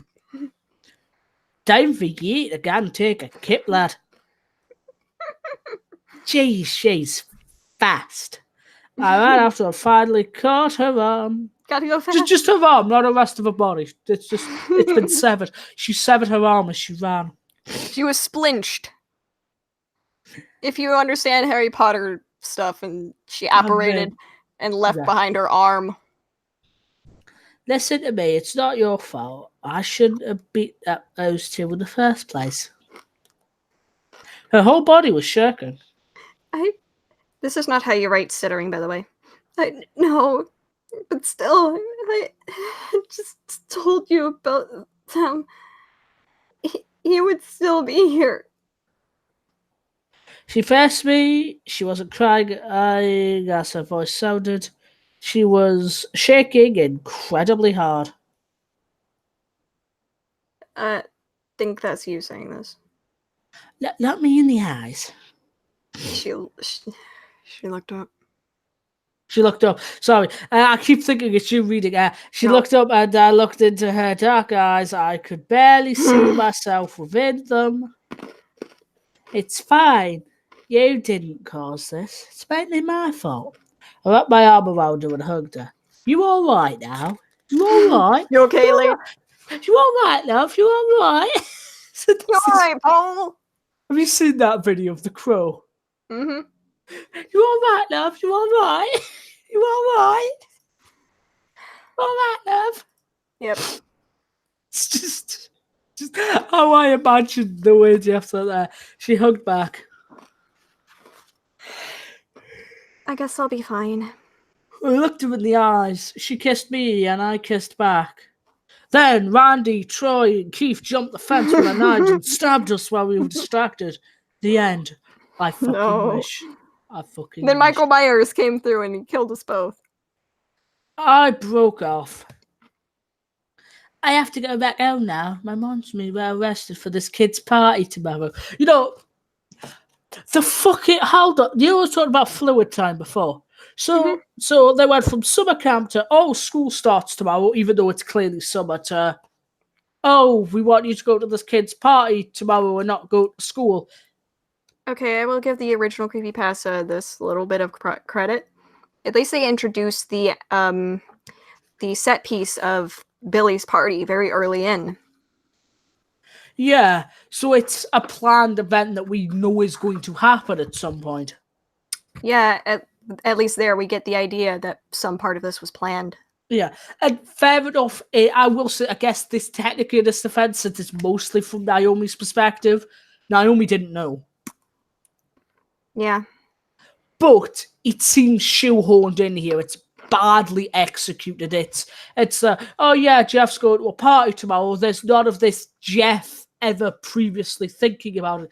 Like, we get nothing in the camp bit where Jeff goes, when I get back, I'm going to have to go to this party or whatever. Yeah, that's why I said that generally the grammar and syntax is all right. Nisha just needs to work a little bit better on story construction. Yeah, definitely. It seems very, I understand it's to keep it true to the original, but it seems so shoehorned in. And again, the fluid time in this, because at least in the original, we don't know how long Jeff's been going to school. We know he gets jumped waiting, and we know he's still new. This could be his first week. This could be a Friday. It was implied for it to be his first week at school. Yeah. But this is like a Monday. They cemented that earlier. Yeah. In the original, you could easily say, oh, it's a Friday and the party's on a Saturday. Well, but on this, and also a couple of days had passed. Yeah. Yeah. With this, it's very... Again, it's fluid time. It's, we're at summer camp, which was supposed to go on for probably another week or two. She was there 2 days, and then school starts again. They're suddenly the next day. They don't go to school. They prat about in the house where time is only ever mentioned once. And then this. Mm-hmm. Fair enough, you don't want to mention time directly, but it's so sloppily handled that it feels like these events happen one after the other, like they're set up. There's no time for development and expansion of the characters. There's no on setting. There's just camp, school, getting jumped by kids, home, getting jumped by kids again, other home. Streets. They didn't even go to school. Party. Yeah, they never go to... Which they do in the original. Like, Jeff and Leo do in the original. Mm-hmm. Like, it is just camp, school, home, kids. Because otherwise you'd be getting, like, in trouble with truancy officers. Yeah. It is very stacked. It's very one after the other with no apparent gaps in time, no mention of time passing. Mm-hmm. I have to go back home to have a party tomorrow. I said... You're going to that too? Naomi asked. Yeah, when we moved here, a day before camp, my mum asked the kids' mum the kids' mum came over and asked if we would like to come. I said... The little guy thinks I'm his sister or something because I always babysit for them. You didn't mention this earlier? Yeah. She said, and also, if this is really, as I say, this probably does take place over a couple of days, but it's laid in such a way that you would think this is day after day after day. If Jeff was at summer camp and we, say, assume that was to go on 1 or 2 weeks like they usually do, he would not be in a position to head home to go see this kid.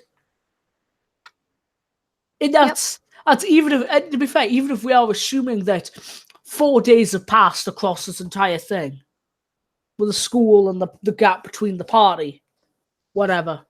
Mm-hmm. We are to assume that a couple of days have passed. It still makes no sense if it was only a day of summer camp, which would have been 1 to 2 weeks long. It's the writing's there. It's decent writing besides a couple of typos and a couple of weird errors with punctuation and spelling. And repetition. I said, she said, we said, Josiah said, and Grandpa said, and fucking Fireman Sam said, and Postman Pat said, and Vinny said, and I said, and Spider-Man Peter said. And Spider-Man Peter said, and Peter Parker's boss said, I want pictures of Spider-Man, damn it. And... What was his boss actually? And K.F. Johnson said. And K.F. Johnson said, I don't want your damn lemons. And GLaDOS said, you monster. And it's you monster. So repetitious. Mm-hmm. The plot is that, and to be honest, the Jeff the Killer story, genuinely as a whole, I think if you wanted to go and take the Jeff the Killer, you could make the Jeff the Killer story brilliant. You could make it work. And to be fair, there's a few things that she does with the formula I do genuinely like. The idea of Jeff snapping earlier that he has done this before.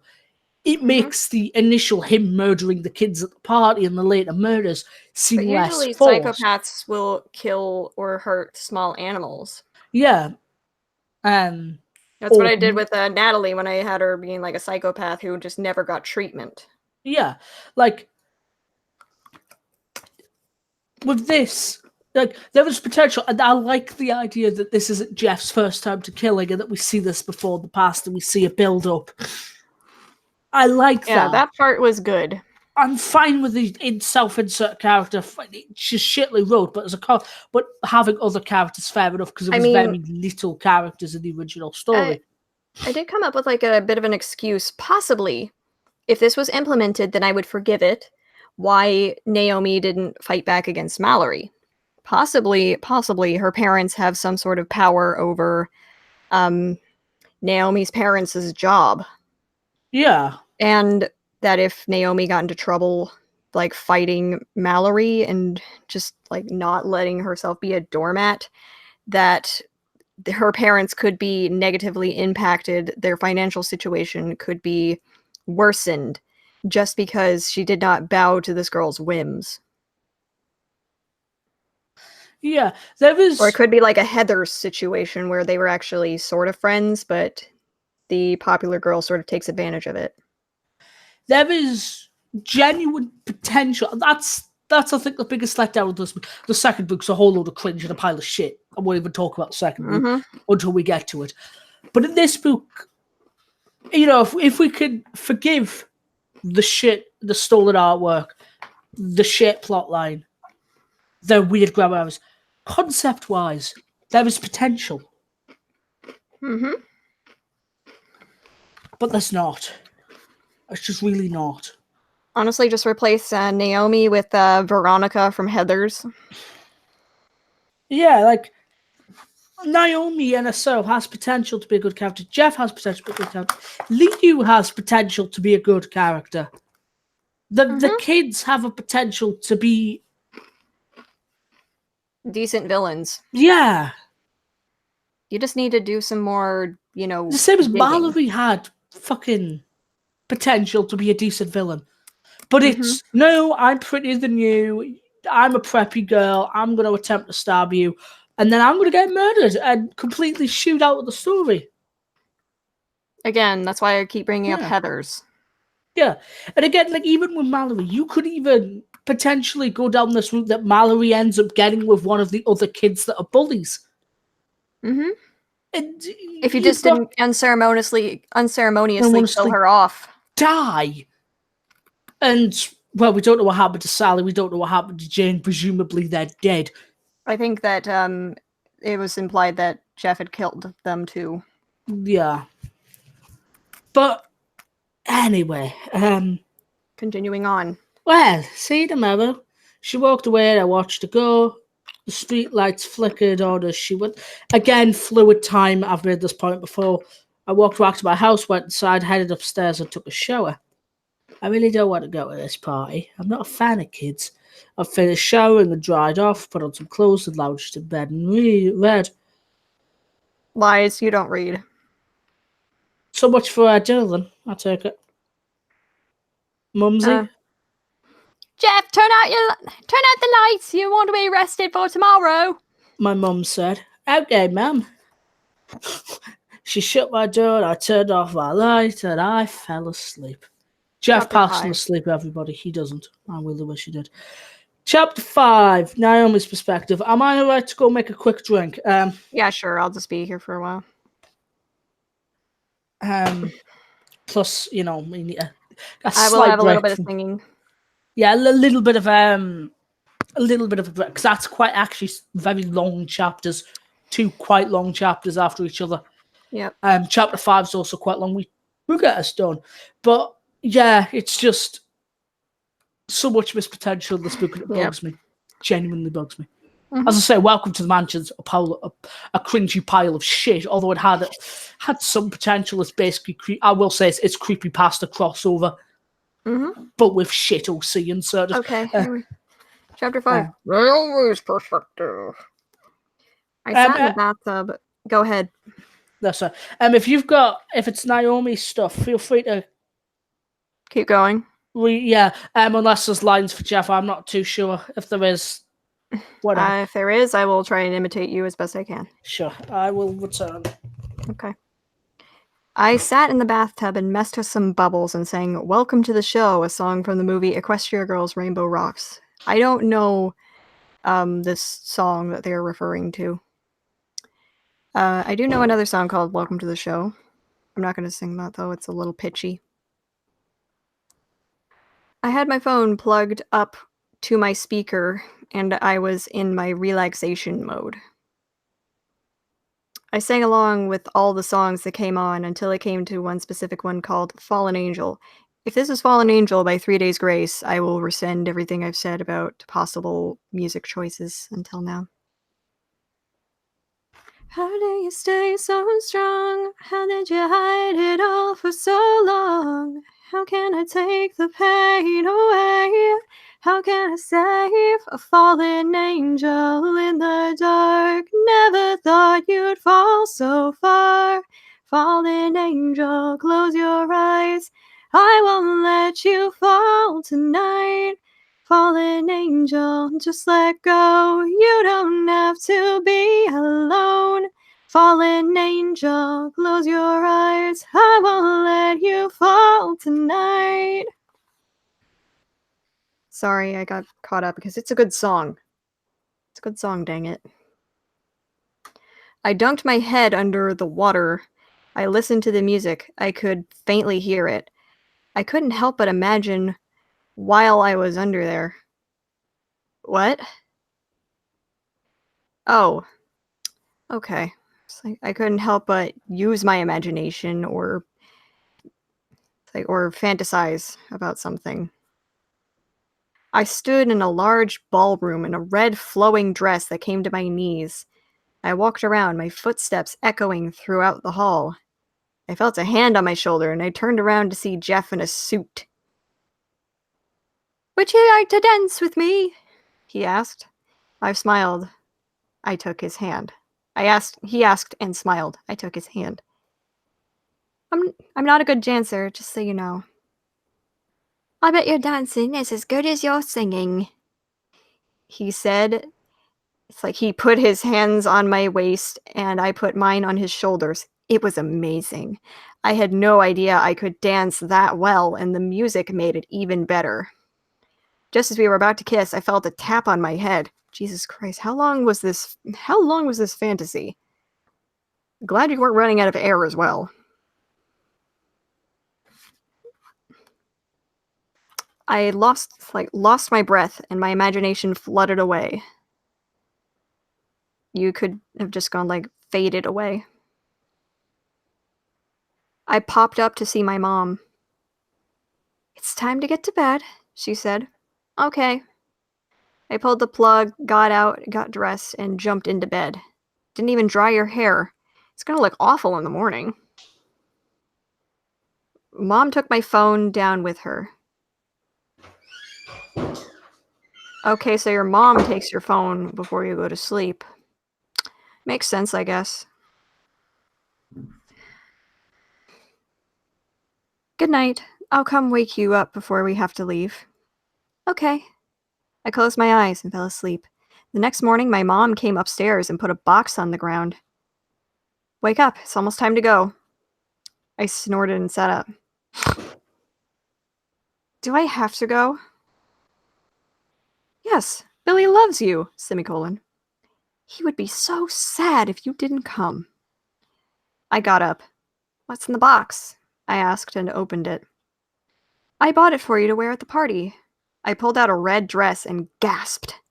"Thanks, Mom," I said. I put on the dress with my black boots and headed downstairs. Really just a vivid picture. It's like I'm there. "Ready?" my mom asked. "Yep, as ready as I'll ever be." I walked out and down the street, 3 houses to a gray bricked house with balloons. I walked into the backyard and saw a ton of little kids, ages 5 to about 8. Wow, this is getting bad.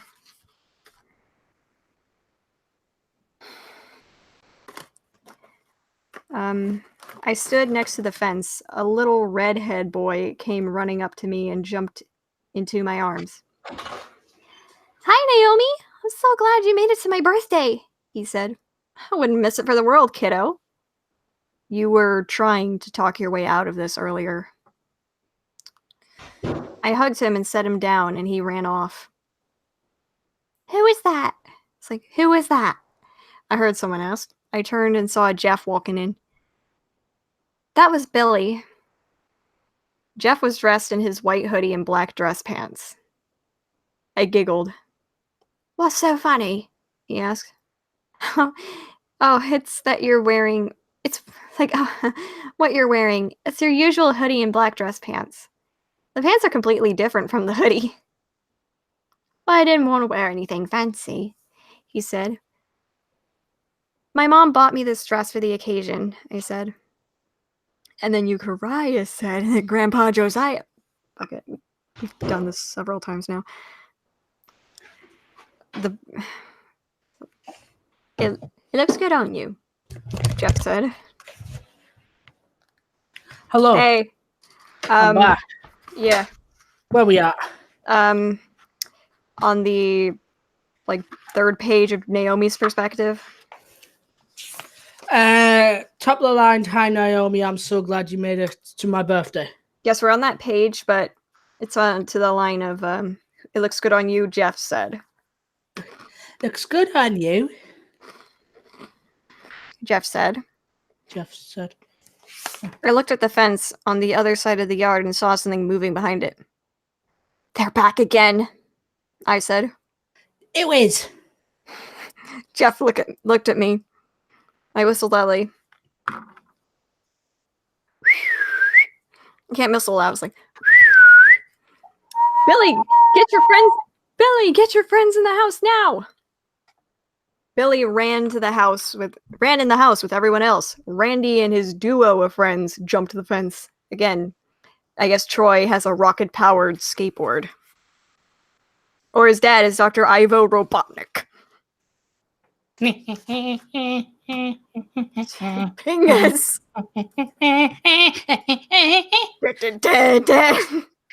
Have you seen the video of the Dr. Eggman cosplay dancing? Mm-mm. In random places. Oh, I'll send it to you after this. I'll put it in the chat. Fuck it, I've mentioned it now. Please do.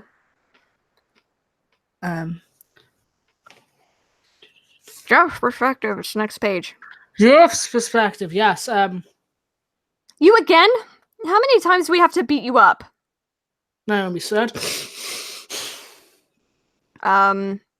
Like I said, this is just two groups of bullies bullying each other. Pretty much, yeah. Stay out of this. Keith said. It's alright, nothing to do, you girly. Troy's Scottish now. Troy's bad. To orcs. We don't want nothing to do, you girly. Okay, it's just going to develop back into Scottish. You're still narrating. Troy's spat. We're here for your little boyfriend. Randy used the word said again. Yep. Yeah. You have to, if you want me, come up and get me, I said. I want to help, she said. No, I'm not risking you getting hurt again. She growled. Give me a growl. Fine. Oh, no. But if you need me, I'll back you up. Randy came at me first and tackled me through the glass door. Wasn't it in the original that Troy threw him through the glass door for Randy? Yeah. Troy. Shattering it. He punched me in the jaw and punched me in the jaw and threw me off him. I staggered back and fell. I looked over and saw Keith and Troy with guns. You would have said when Keith was going to come around the corner and said, "You mess with this cock, you get the Glock." Well, here we go. Here it is. And Troy is standing there like, "You mess with Ducko, you're going to get fuckoed." It's like, I'll pop a Glock in your mouth and make a brain slushy. What was like that girl who was like part of the Blood on the Dance Floor fandom or whatever. Yes. No, it was just it's this picture of a duck of a duck with a knife, and if you mess with duck or you get fucked. Mm-hmm. And a picture of a chicken with a gun, and it's you mess with this cock, you get the clock. Mm-hmm. Anyway, we're good. Preventing the grown-ups from helping. Again, people go, "Oh, well, the parents doing in this," but no, they forget these. But these kids have guns on them, and to be fair, I think any responsible adult would probably be able to get it off them. Anyway, I picked up a piece of glass off the ground and cut into my hand, but I didn't care. I got that feeling again, but this time I didn't want it to. It didn't want to go away. I He has threw raging hard on. Randy. Wait, no. Hold up. I threw my body at Randy, knocking him over and slitting his throat with the glass, stabbing him repeatedly. It's glass. It's not gonna do that. At least they didn't go like punched him in the heart and it stopped. It's like, you are not Frieza from Resurrection F, who got way stronger than he ever was before. Who just punches Gohan so hard in the chest that his heart stops. Was that in this, or was that in something else that happened? That was in the original story. Oh yes, it was. Yeah, fair enough. As I say, but if it was glass thick enough to stab and actually do this to somebody, it would not be glass that is shattered by two people being pushed into it. No. Most plexiglass is way stronger than that. Yeah. But as I say, if it was any glass that would be used in this situation, chances are they're not going to get through it. This would be very thin glass. Mm-hmm. And it would not be used in a home where there is a small child. Exactly.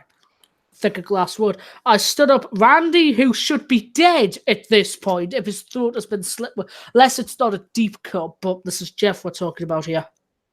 I stood up. Randy cracked a bottle of vodka over my head before he fell. The liquid dripped all over my body. Keith dropped the gun. You're in so much trouble now, boy. I ran up the stairs and into the bathroom. Keith tackled me at the shower curtain. I grabbed the rod and hit him over the head. So what happens to Troy in this? Because obviously in the original, Troy was the one who got punched in the heart and died, wasn't it? That was Randy. That was Randy. So what happened to Troy? Because Troy gets killed in the original as well, doesn't he? Troy gets killed by being bludgeoned with the towel rack. But this is Keith, I think, this time. I hit him over the head. I stepped out the shower and he punched me. I hit the medicine cabinet. A bottle of bleach fell over me or opened on top of me. Got really shit lid on that bottle of bleach if it's opening when some kid bumps into it. At the very least, they didn't say a thing of bleach. That is true. And at least it's up in the medicine cabinet where the kid can't get it. Mm-hmm. It burned a little, but I didn't be in the bathroom in the first place. Keith laughed. It's so funny. Your face is covered in bleach and vodka. Reward for Keith, most observant of the year. He laughed and threw a lighter on my face, lighting my whole body on fire. This time. No, that's not how it works. Bleach is 80% water. So, if anything, it would put out the fire. And alcohol doesn't burn, it only burns up. Now, if you had been doused in gasoline, that'd be something else entirely. Yeah, this time I really did hurt. Well, imagine my shock. I screamed in agony. Jeff! I looked over to see Naomi in the doorway and then blacked out. I woke up to the heart matter. So I'm glad Troy survived this. Hashtag Troy did nothing wrong.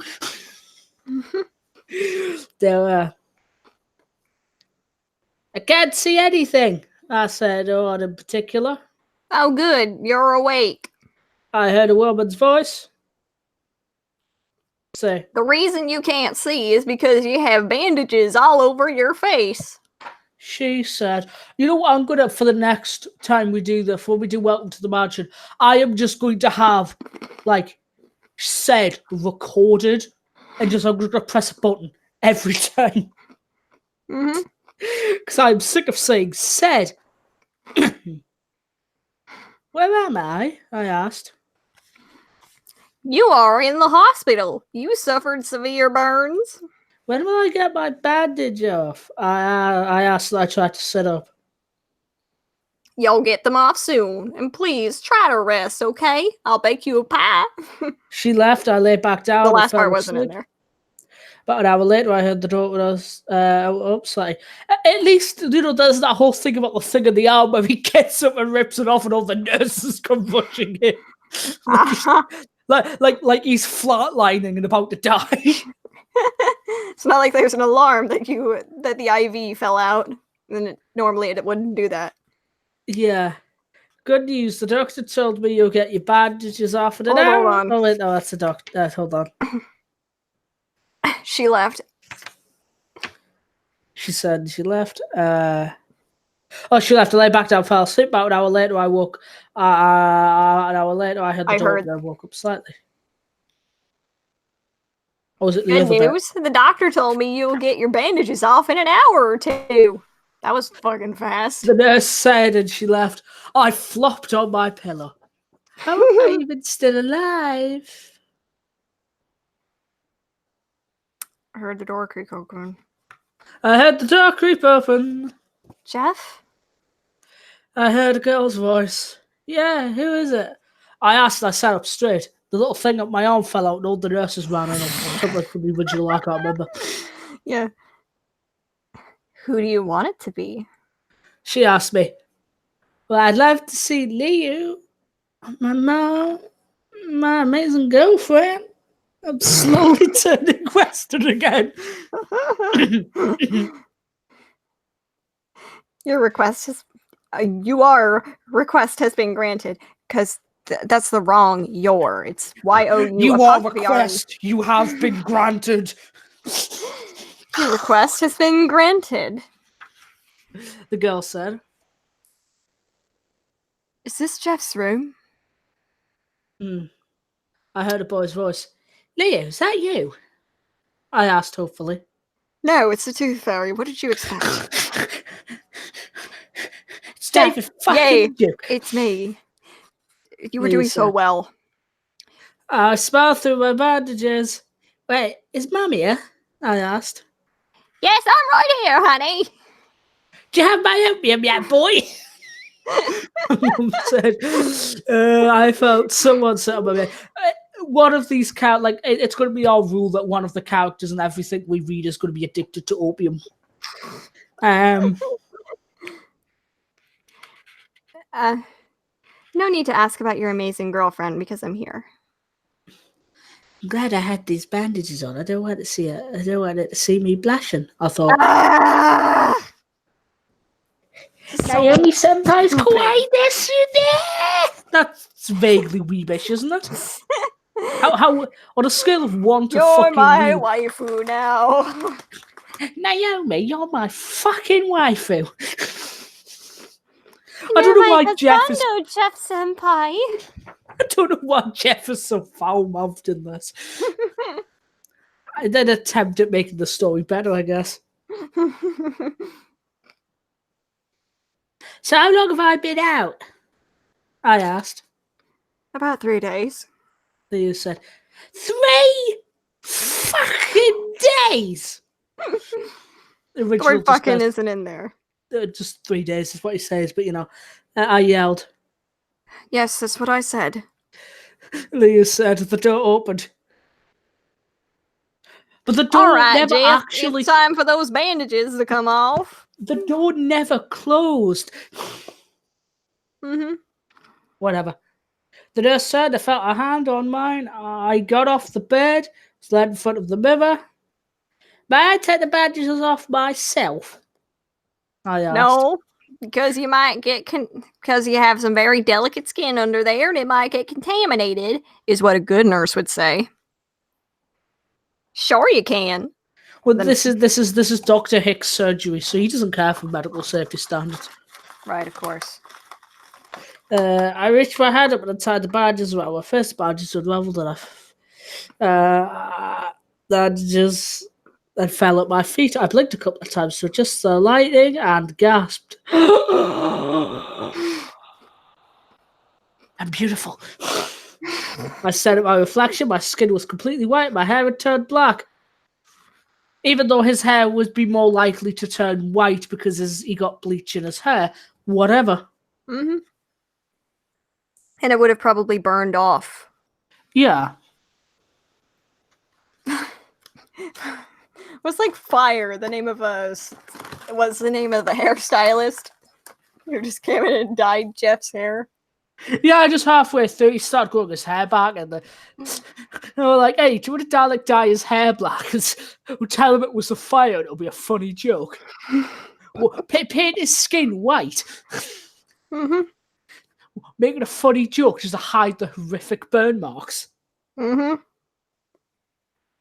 But like realistically, if this happened and he survived, he'd have to get a shit ton of skin grafts.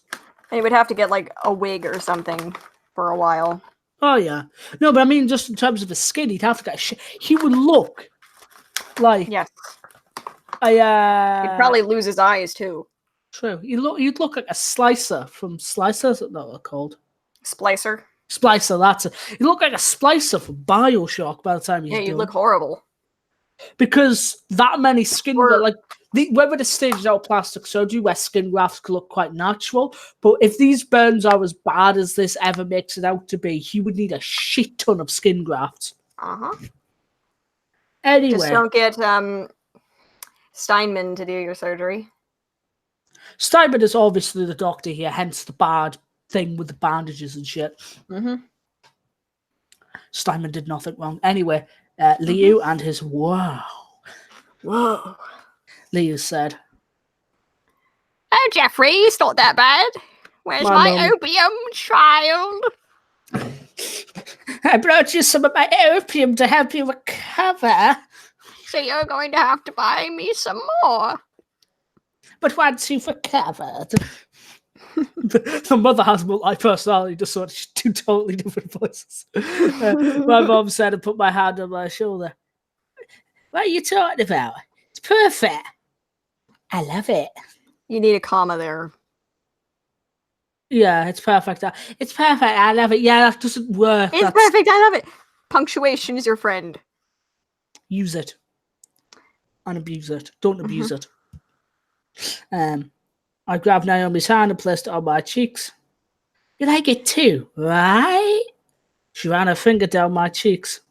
"No, I don't like it," she said with a serious look on her face. "Way to psychologically guilt trip your boyfriend." Yeah. "Why?" I frowned. She looked at me. "I don't like it. I love it." She smiled widely and kissed her. I kissed her back. Ew, you two are gross. To be honest, this is actually quite a disgusting image in Liu's defense. Yeah. I mean, Jeff would probably end up looking more like Freddy Krueger at this point. Like, even if he has that weird white leathery skin, that is not No, you can get white skin from a fire, but it would be a 4th degree burn, and that skin is extremely, extremely fragile. Yeah, but like if this is the weird white leathery skin he's described as having in the original story, yeah? Uh-huh. It'd be horrible to kiss. It'd be like kissing your leather sofa. You wouldn't want to do that. Mm-hmm. Yeah. Gross. Yeah. Liu's got a point. Liu said I backed off first. I mean, you'd probably smell bad. Alright, I'll let your mom go. I'll get your mom to fill out some paperwork, and then you're free to go. We ain't slapped you with a medical bill yet. Don't worry, that'll come in the mail soon. And I said I left with my mum. I can't believe everything is still intact. I can see something that isn't intact. You. Naomi, get your hands off his balls, God. Oh, not in front of Liu, come on. He's an innocent boy. Naomi. Okay, that was a joke. Naomi said, "While playing with my hair. Which hair, we'll never know." Yeah, I'm surprised as well. I've got a raging erection. No, I mean, what? Jeff, later. Yeah, I was surprised as well. She rubbed my arm. I blushed. Sorry, just a second. It's fine. Jeff, your skin feels a little like leather. She said. She said, "I can't tell, honestly." I said. I'm skipping out the I said. You are making me sick. To be honest, Liu said and stuck out his tongue. "That Levis makes you feel sick." I kissed. Naomi, just to make Leo feel uncomfortable. Okay, I thought I was just going to say I kissed there. I would not put it past the story. Seriously, Jeff, that's gross. It is very, very gross. It is, Jeff, you are a disgusting boy. Very pussy. Yeah, you are. You still love me, girls. Yeah, it is a horrible, horrible image in like everybody's defense. Oh, It's nasty. Anyway, I believe it's Leo on the next page, yeah? that's Naomi. Oh, I bought you some clothes. Oh, it is okay. Never mind, you did actually read that. She said, I pulled away all the way for I to have it. What was on the floor and handed it to me. I opened it and pulled out a white hoodie, black dress pants. Hey, at least it's not the ridiculous. We cut out the burn marks and stitched up the holes. Mm-hmm. We also washed out the blood. Like, good God. I thought the stuff burned. I thought this stuff burned. I said, a little confused. Oh, it did. I just went out and bought you some new stuff. How much did she pay for these? Because dress I don't pants know. can be expensive. Well, I mean, you can get some dress pants at places like Target for like maybe $30. Yeah, but it's $30 to a teenager. That's kind of a bit of money for some people, especially at that age. I went to the bathroom and changed. I walked out the bathroom. Well, I'd be a bit surprised if he conga lined out the bathroom. Make it a lot more interesting, though, wouldn't it? Yep. Come on, guys. Mom is done with the paperwork. Let's go home. Leo said. I walked out of the room, following Leo with Naomi trailing behind us. So actually, we talked about presentation shit before. It's just a little thing that's actually now starting to bug me. The lines, like, usually, you pick up most novels, unless it's specifically written like a poem style. Most novels are done in the, where the text goes to the end of the page and before it goes to the next line. Mm-hmm. That's something I have, like, looking at this now actually is starting to bug me. It's just the way it's formatted. Yeah, but most formal publications would do it in that manner. It's a pet peeve more than anything. Naomi's perspective. I was glad Jeff was okay, but something seemed a little off about him. I just didn't know what. I walked beside him and took his hand. He looked at me and he blushed. Oh, you should know that Keith was caught, but Troy got away. I thought Keith was dead. Clearly not. Yep, me too. How can you lose a fat kid? He sighed. I was wondering the same thing.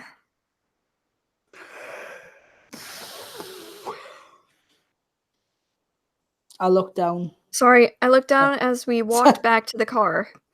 I looked at my phone clock. It was 9:30 p.m. I yawned a little.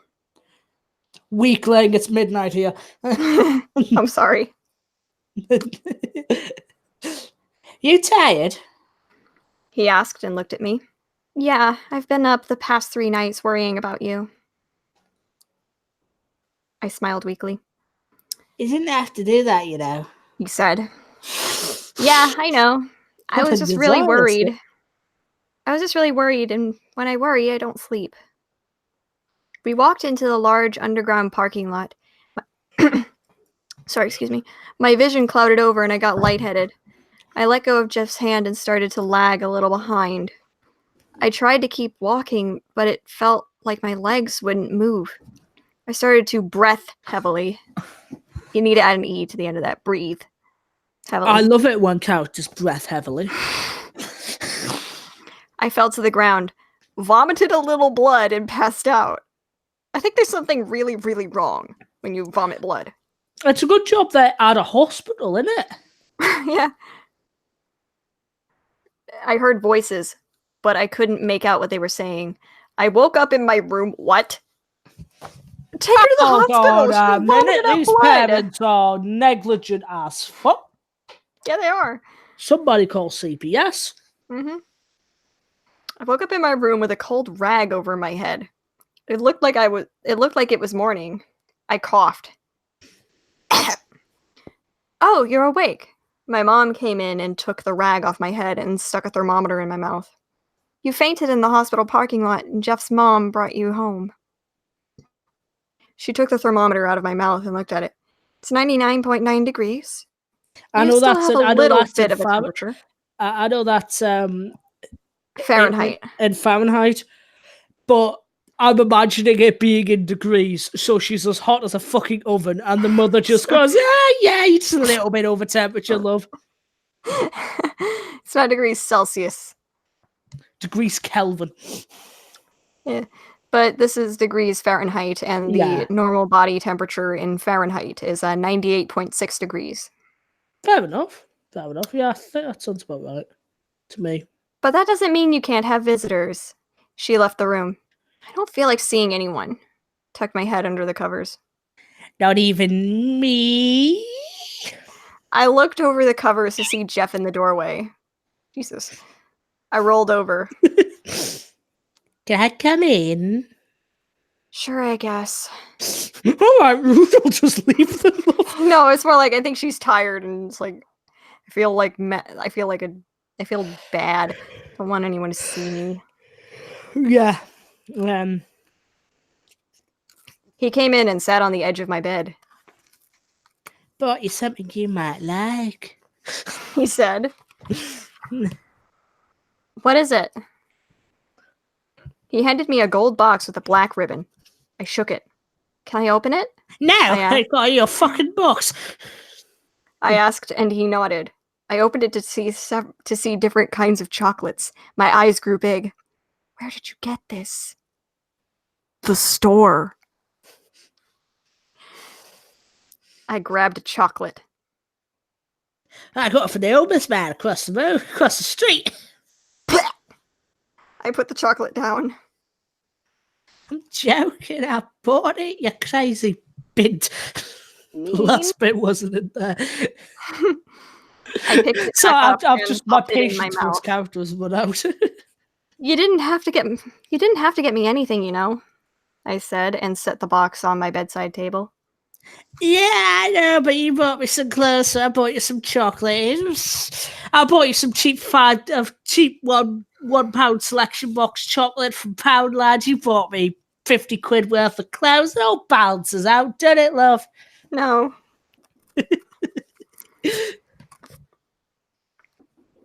I blew some hair out of my face and sat up. Poundland legit like had a Christmas has like boxes of chocolate, like mixed boxes of chocolates that are like that, and So gold it's like the boxes. Dollar Tree. Yeah, mixed chocolates in like a golden box for £1. I blew some hair out of my face and sat up. I guess I should have slept those 3 days instead of staying awake the whole time, I said. Yeah, it would have been for the best. He laughed a little. I don't want to be here all day. I want to do something. Oh, one sec. I guess I will be a little more authentic for this one. I think Rinny is going to actually yell into her pillow. I am. This is the pillow that I sleep on, so. Right. Okay. I don't want to be here all day. I want to do something. That I yelled into my pillow.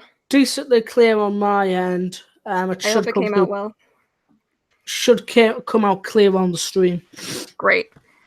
My mom came in. You can get out of bed. Just don't run around or stuff. She left. Thanks, Mom, for your wonderful contribution. I hopped out of bed, grabbed some clothes, and ran into the bathroom to change. You could just tell Jeff to get out of your room for a second so you can change clothes. Hold on a minute, I'm actually checking the stream to see if that actually does come through clear. Okay.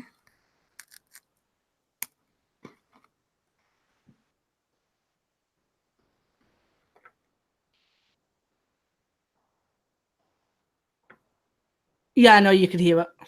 Great.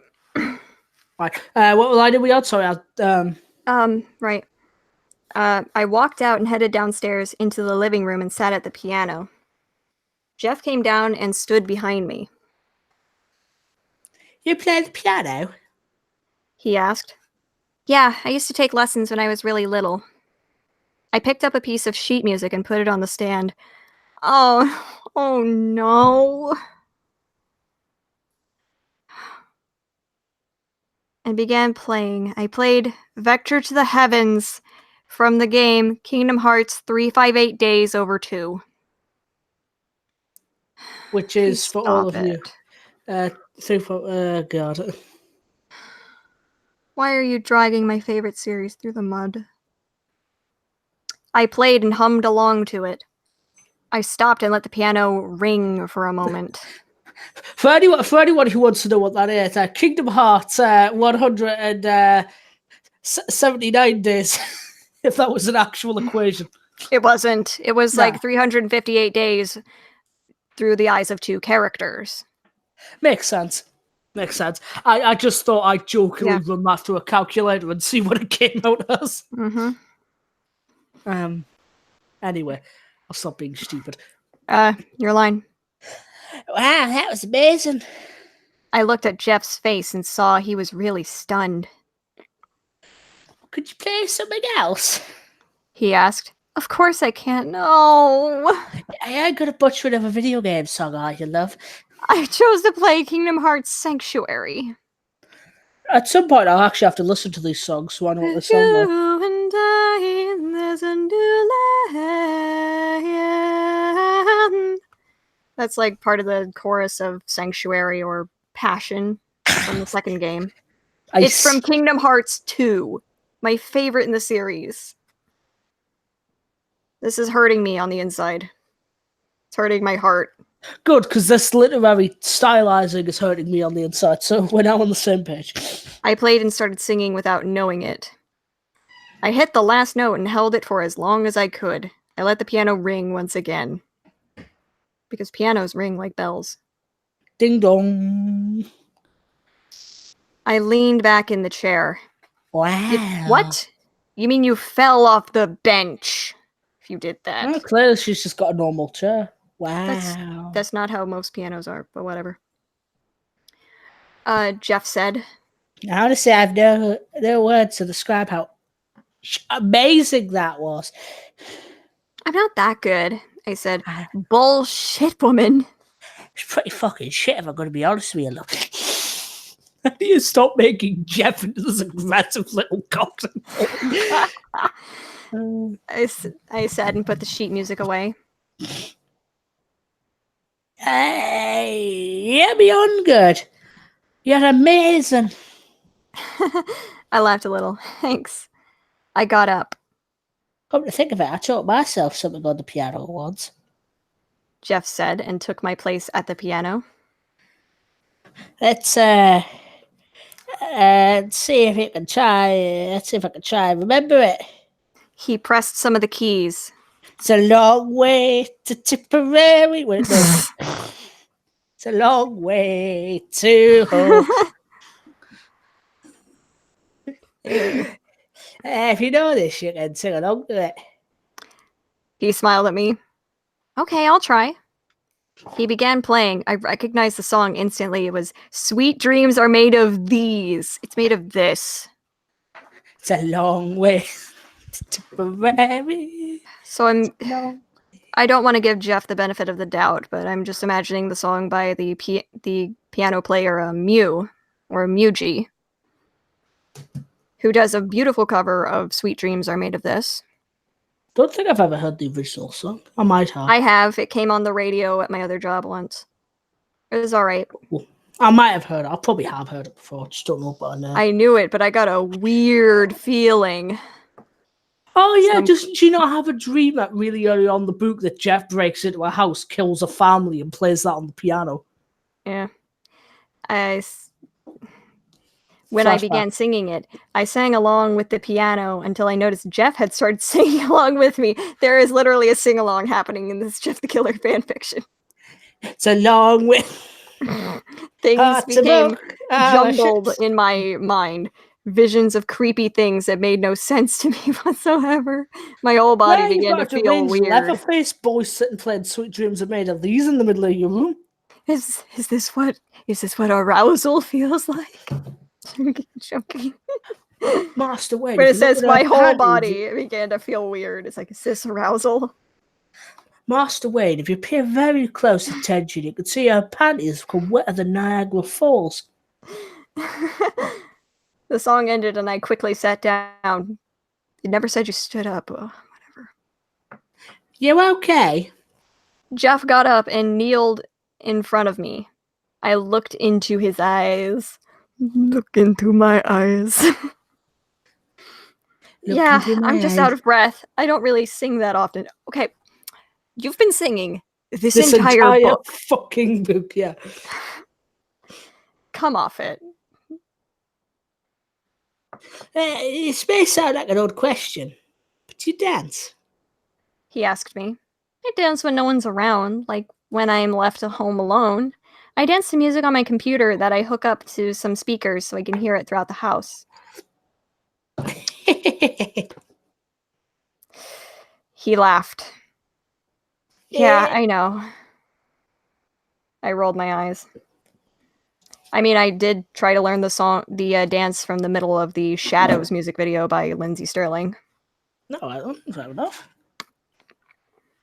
He stood up and held his hand out to me, and I took it. You want to dance with me? My face reddened. He's your boyfriend. Like, right now?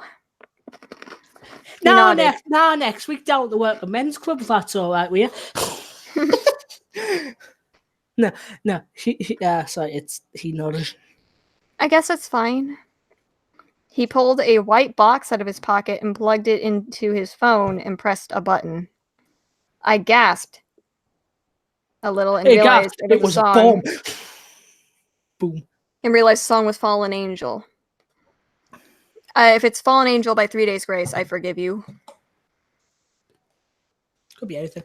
Fallen angel in the dark, never thought you'd fall so far. Fallen angel, close your eyes, I won't let you fall tonight. It's like my imagination realm all over again. See, I'm just imagining him dancing like the Killer does in Party Hard. Do you know what that game is? No.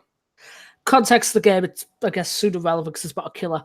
So a man repeatedly is waked up at 3 o'clock every morning by a party at a house across the street. One day he snaps and goes and stabs up the whole party. You play as the killer. At the end of every level, he stands in the middle of the stage and dances. And it's a really shit dance as well. It's brilliant. Anyway. Yes, perspective. Wait, what? I flipped the music out. I was one for love music and all, but it was the only song I had that was danceable. You clearly haven't heard half the metal songs I listened to. It's power metal, isn't it? I took her hand and placed my other hand on her waist. She put her hand on my back and moved slowly, and she followed. What are you doing? A waltz? We stopped dancing and the music kept playing. You can actually waltz. You can actually waltz to the song. I think it was "Dance with the Devil" by Breaking Benjamin because it's in 3/4 time, which is standard waltz time. Yeah. Fair enough. We stopped dancing. We kept playing. She looked at me really confused. So I placed my lips on hers. She placed her head on my shoulder. We stood there for what seemed like forever. Jeff? She said, "Yes, Naomi?" You made one of my imaginations come true. I rushed her. I urged her at my face. Glad to make you happy. Now I'm going to make the other one true. I'm going to go stab up your family. Wait, what? No. He didn't say that. He just said, I'm glad I could make you happy. My phone buzzed. I let her hand go to look at it. I have to go back home. I put my phone and speaker in my pocket. I'll go with you. She said and took my hand. Hey, if you want to, it's fine with me. I said and gripped her hand tightly. She still has a light fever. Why are you letting her go outside? Yeah, no, her mother should say no. You better want to tell your mum before you go. Oh, right. She ran off. I waited at the front door. She came back. Now, in a rational world, it'd be like, I'm sorry, I can't go. My mom said I'm still sick, so I shouldn't. But in Mumsy this said world, no. okay, I'm ready now. She opened the door. We walked outside. I held her Take me. hand. Look at them. They're holding hands. I want them dead. It's 10 not like points. my baby cousin holding, like my young cousin holding hands with her baby sister and saying the prayer, like, Dear God, thank you for holding hands. Amen. She's a good egg. Yes, she's the goodest egg. Mm-hmm. I was like, look at them. They're holding hands. I want them dead. 10 points to anyone who gets that reference. President Snow Hunger Games. Mm-hmm. Sorry I didn't get the I don't like sand reference yesterday. I just wasn't really listening. Yeah, Star Wars, Anakin Skywalker. I don't like sand. It's a rough and course Yeah, that I know. gets everywhere. I know. Hey, are you idiots? Oh, it's cost me my life. I heard someone behind us. I need to stop shouting. My roommate's probably going to kick my head in behind us. I turned around and I saw Troy standing a few feet away. He was holding a gun. Who the Oh shit, he's got a gun. Bang, bang, bitches. This didn't turn out too well, I said. Oh, it'll turn out well for me. It won't turn out well for you guys because I'm an. Oh. Okay, you need to work on your witty repartee. Everybody does. Shoot her at her. So I've just read the next line. This is so stupid. Oh, Jeff, you were horrible. Hey, look, a nice So bad. picture. He looked behind me. He looked behind him, and I took off, dragging Naomi behind me. Hey, I don't see no ice cream, Joe. He said and turned around. Wait a second. We were gone. It was Troy a second ago. Fuck it. I thought. Oh my. Plus, if there was an ice cream truck, you would be able to hear it because they're loud as hell. Everyone loves the ice cream man. Mm-hmm. I laughed. That's fat guys for you. Keith was the skinny one. I said, walked up my driveway, looked behind me. That's wrong. I have to walk back that way. I could get killed. She trembled. I froze and images flashed in my mind of blood everywhere and her dead body. For once, we actually get an idea of what these images fucking are. Finally. I thought it was like that SpongeBob. I'm about to. It's like, I will now assault your mind with subliminal messages.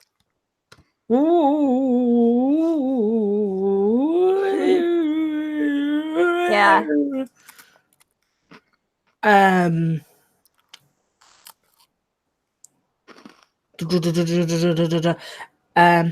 Stay here for a while until he leaves. We walked inside. One second. We walked back inside. Yeah, we walked inside. It's the you. Mm. Jeff, you're back. Leo yelled and I came in. Nice to see you too, Leo. That's the wrong form of two. Yep. Should be two O's.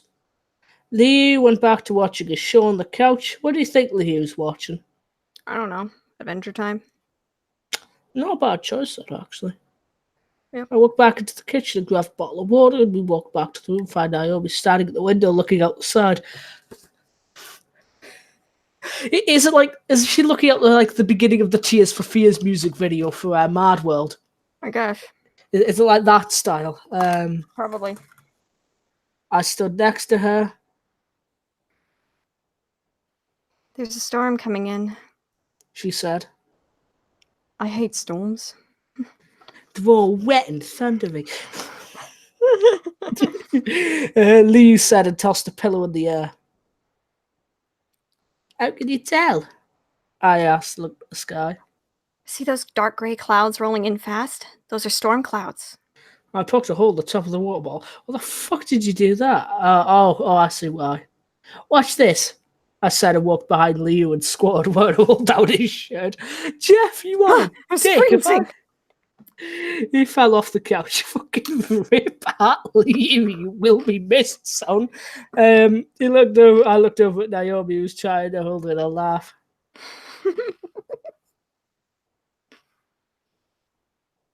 It's not funny, Jeff. Leo threw his pillow at me and missed. Good God, I hope that doesn't hit the family. China, her mother's going to go off it. Mm-hmm. He missed me by a mile. What if I wasn't trying to hit you? They gave me that smug look of his. If you were trying to hit me. Oh, wait, no. If you were trying to hit me, it didn't work. Naomi said, threw the pillow back at him, whacking him in the face. Leo looked dazed for a minute. Nice throw, Nao. Right, you caught that? I asked, confused. I have good reflexes. I stood there for a fact. Are you positive you have good reflexes? Oh, wait, that's I asked, Naomi. and I picked up another pillow. Yeah, I'm positive. She said and turned away from me. I threw a pillow at her and hit her on the back of the head, making her snap forward and hit the window. All around me are familiar faces. Yeah, I'd love to be assaulted by my significant other with a pillow. Oh, that's what we do. That's what we do for love, isn't it? Mm-mm. Ouch, that really hurt. Oh, sorry. Jeez, man, you didn't have to throw the pillow so hard. He said left. She stumbled on the floor. Ow, that really hurt. Ouch, Charlie, that really hurt. Yep. There's a dated reference for you. Mm-hmm. Yes, I didn't mean to throw so hard. Maybe I should have waited till you turned around.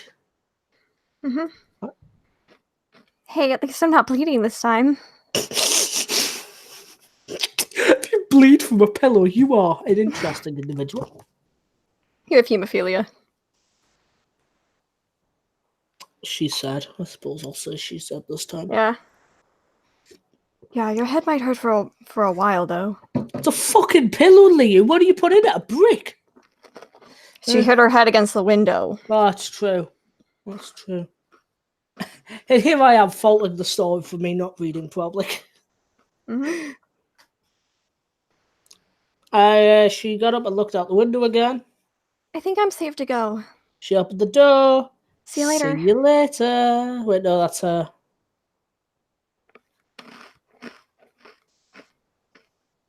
She walked out and down the street and disappeared around the corner. It began to rain hard.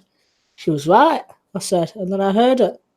A gunshot ran through the neighbourhood. All right, then. What in the world was that? He peeked over the couch. I grabbed the biggest knife I could find in the knife drawer, and I ran it. Oh God, he's got the big butter knife out now. Really be careful. I ran down the street, corner, and saw Keith and Naomi's front yard. No, it is what Keith. we have here? Another one come for killing, I presume. No, it started as Troy, and now it's Keith. It's really fucking weird. Anyway, Keith pointed a gun at me. No way you can dodge a bullet, Pipsqueak. Feeling lucky today. He shot the gun, nothing came up but only a puff of smoke. I very highly... Is it a musket? Yeah, he could be firing blanks. Mm. But at the same time, why the fuck is he firing blanks if he's this confident he's going to be killing people tonight? Keith dropped the gun and ran. It's also entirely possible. Yeah, maybe he is firing... You know, I bet the Pirates of the Caribbean where they all point guns at each other and they go to fire and it's wet powder. Click, just wet powder is what I got here. But anyways, not so fast. I threw the knife out as hard as I could, lodged it something to his head. Fuck me! That's gonna be some really good aim. Rip at Keith. You will not be missed, let's be honest. Mm-hmm. That's so fast. I ran at the yard and knelt in the grass. I and Miss Mom came running out. I heard a gunshot and called the police and an ambulance.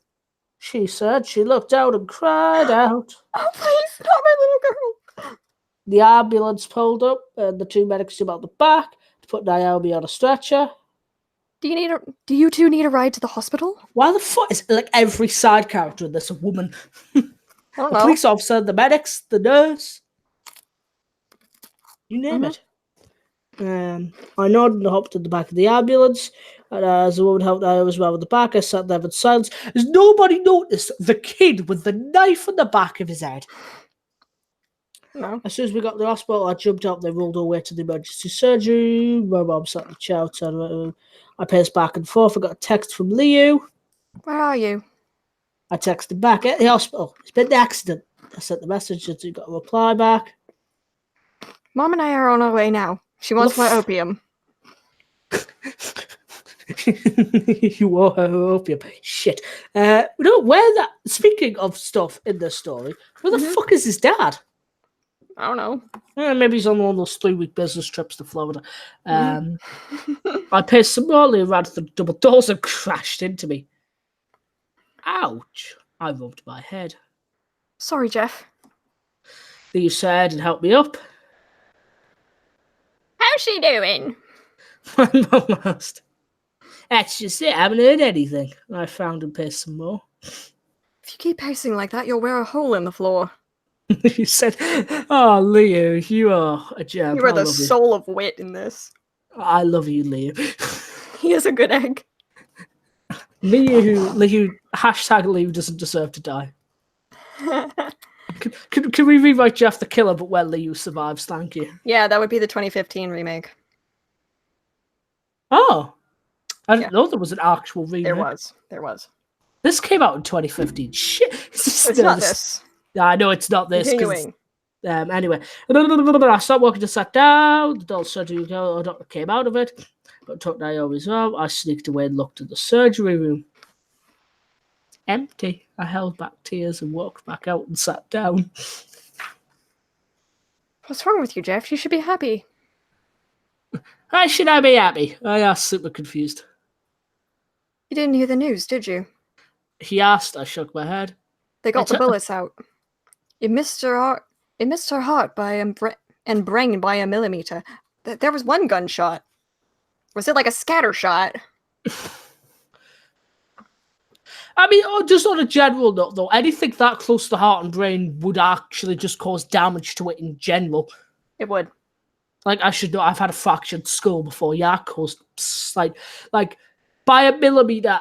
I don't believe a millimeter is as short as the author thinks it is. I think they think it's about an inch wide.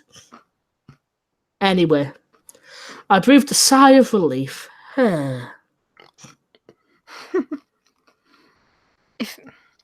If you want to go see her, she's in the first room down the hall. They gave me lots of opium. Mom said. I went down the hall, looked into the room. She was sitting on a bed with this bored look in her face. In her hand, she had an opium pipe. Shit, I thought, that's my mother's. It's a hookah. It's a hookah. She also had a bandage wrapped around her eye and around her head. Hey, I walked into the room, her face lit up. Hi. How you feeling? Well, my chest and head hurt really badly. She frowned. Now you tell me the bullet missed your heart and brain by a millimeter. I don't fucking know what one of those is, to be honest. I guess I'm just lucky, like you. She smiled a bit. I sat on the edge of the bed. I have food for the patient. Dr. Leo's on the case. He poked his head around the corner. What kind of food? She asked. Well, you have a chicken quesadilla, 2 tacos, and 2 cinnamon twist-looking things. Dr. Leo, culinary expert, at your service. I'm guessing they went to Taco Bell. I don't even know what a chicken quesadilla is. It's like a tortilla thing with... It's like a tortilla that is covered with chicken breast meat, cheese, sometimes I'd be a black bit concerned if beans. a chicken quesadilla had pork chops in. Okay, I'll stop being a dick. Mhm. But Yeah.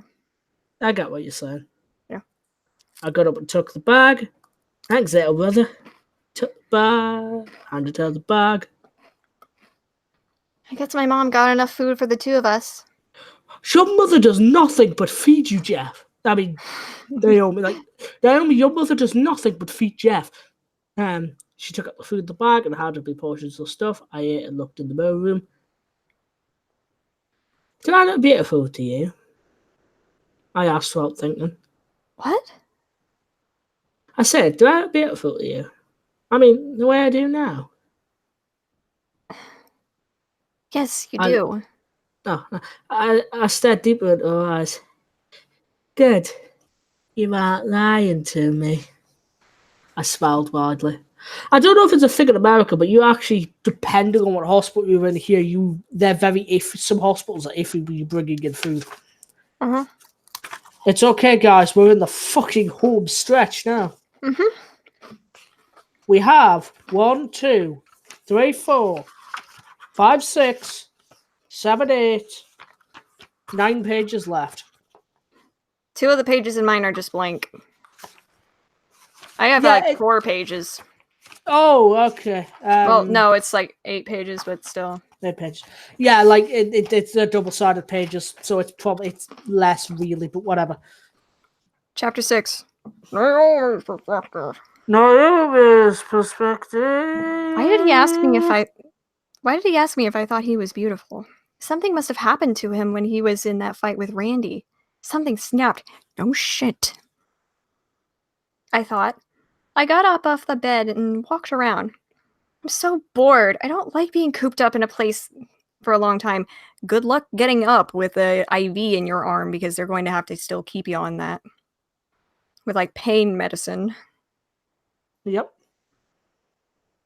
I turned back around. Hey, get up! I laughed at Jeff, who was laying on the bed, with my heart monitor acting dead. Why is there not at least 2 nurses in that room going, why the fuck is this heart monitor beeping? You're clearly alive. Yep. Can't move. I'm dead. He said. Oh, well, excuse me. I thought dead people didn't talk. Here we're about to see a massive violation of health and safety protocol in a hospital. I jumped on the bed, knocking him off. I put the heart monitor on, and the beeping was fast.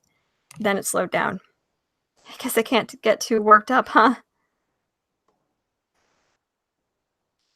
Jeff hopped up off the ground. Guess not. He said and sat back down. He looked at me, and I looked into his eyes. They were still crystal blue. I'm pretty sure actually, I don't... I can't see on Jeff, this. honey, it's time to go. Oh, Naomi, you're being released later tonight. That's not how this will work at all. But the good news is I got my opium back. His mom walked out. All right, thank you. Jeff kissed my cheek and walked out of the room. Jeff's perspective. I've got to do a shit ton more reading. This is not fair. It's not actually. It is, but it isn't. But it is, but it isn't. I walked out the room and walked with my mum. I heard a voice in my head. Hey, Jeff. Hold on. Hey, Jeff. Did you like killing Randy and Keith? I mumbled, yeah, I liked it a lot. You also think you're beautiful, right? I nodded and whispered like I was talking to someone. I do think that, but every time I close my eyes, I can't see myself. Then do something about it. The voice said. I nodded. We drove home. I walked upstairs. I flopped on the bed. It was getting late, so I fell asleep. I woke up in the middle of the night. The voice was right. I can't see myself when I sleep. No fucker can see themselves when they sleep, Jeff. Congratulations. You are the big brain. And I slipped downstairs and rummaged around the kitchen. I took out a knife and a lighter. Shit, no, he's got a butter knife ready. Be careful. I snuck back upstairs. shut the bathroom door, hit the light, and burnt my eyelids off. I cried. Oh, I'm gonna God. cry in a And then you minute, went Jeff. blind. I'm gonna cry in a minute, Jeff. Never mind you. I took out a knife and slid it into my mouth, cutting my cheeks from ear to ear to a permanent smile. So a Blood Glasgow dripped down smile. into. Yes. Yes, I dripped. I heard the door open, and I heard someone gasp. I turned around and saw it was my mother. Hello, Mummy, I said. Jeffrey, what did you do? She backed up. I couldn't see how beautiful I was, so I burned off my eyelids and got a permanent smile into my cheeks. So now I could be happy all the time. I smiled some, as if you could frown now, Jeff. Tell me, Mummy, am I beautiful? I asked hopefully. Yes, dear. You are. You are. Yes, you are, dear. Let me go get your father so he can see how beautiful you are, too, and he can give me some opium. She ran out of the room back into her room. Honey, get up and get your gun. Jeff is. She stopped. I opened the door. Mummy, you lied. I walked in. You lied to me. I held the knife, slit open her neck, and stabbed my father. Please, perspective. I was having trouble sleeping. I thought I heard a yell, but I must be still half asleep. I heard a cracking outside my door. Creaking, excuse me. I heard a creaking outside my door and opened it slowly. I screamed. Ah! Leo, it's only me. Jeff said. He walked over to my bedside and held my throat. Shh. Just go to sleep, Leo. He said. I felt something sharp go into my chest. I coughed up blood. I slipped away into nothingness. Rip at Leo, you will be missed. That's it. We've lost the goodest boy of the story. We know we're in for a bad time now. Jeff's perspective. I looked at the blood-covered knife. Now, where should I go next? I walked the street in the pouring rain. I walked down to the big white house. Jeffy in the house.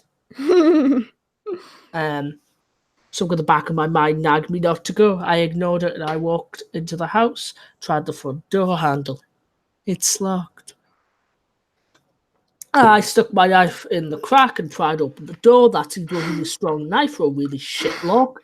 I stepped inside. I heard quiet piano playing. I walked around towards the sound of the piano and stepped into the room. Hello there, Jeff. How are you on this fine rainy night? Naomi turned around. Aren't you scared of me? I asked. Shit, sorry, it is me. She shook her head. Of course I'm not scared of you. Why would I be? She walked over to me. I backed away. Don't worry, I won't kill you. I'd never want to do that. She smiled at me. She smiled at me. She blew her out of her face, and I noticed that there was a colour along both her eyes, and a heart cut into her cheek. You like me now? I heard a voice talk to me. It said kill, so I killed. What did you kill? I asked. As I asked. She took her hand, led me to a room where I saw two figures in bed. You killed your parents like I did. Yes, sounds really disappointed. 10 out of 10, best role models. She nodded. It was so fun. I want to kill more people. She laughed. You can go kill as many as we want. I want to kill everyone who made my life miserable. Then why did you kill your parents? You selfish little kid. Just remember, They did kid, nothing. if you They don't were like nothing your but good to parents, you can stab them in their sleep. I will not be responsible for any They were parent nothing that but now good die. to you. They fed you, clothed you, they sent you loving texts, they took care of you. Yeah.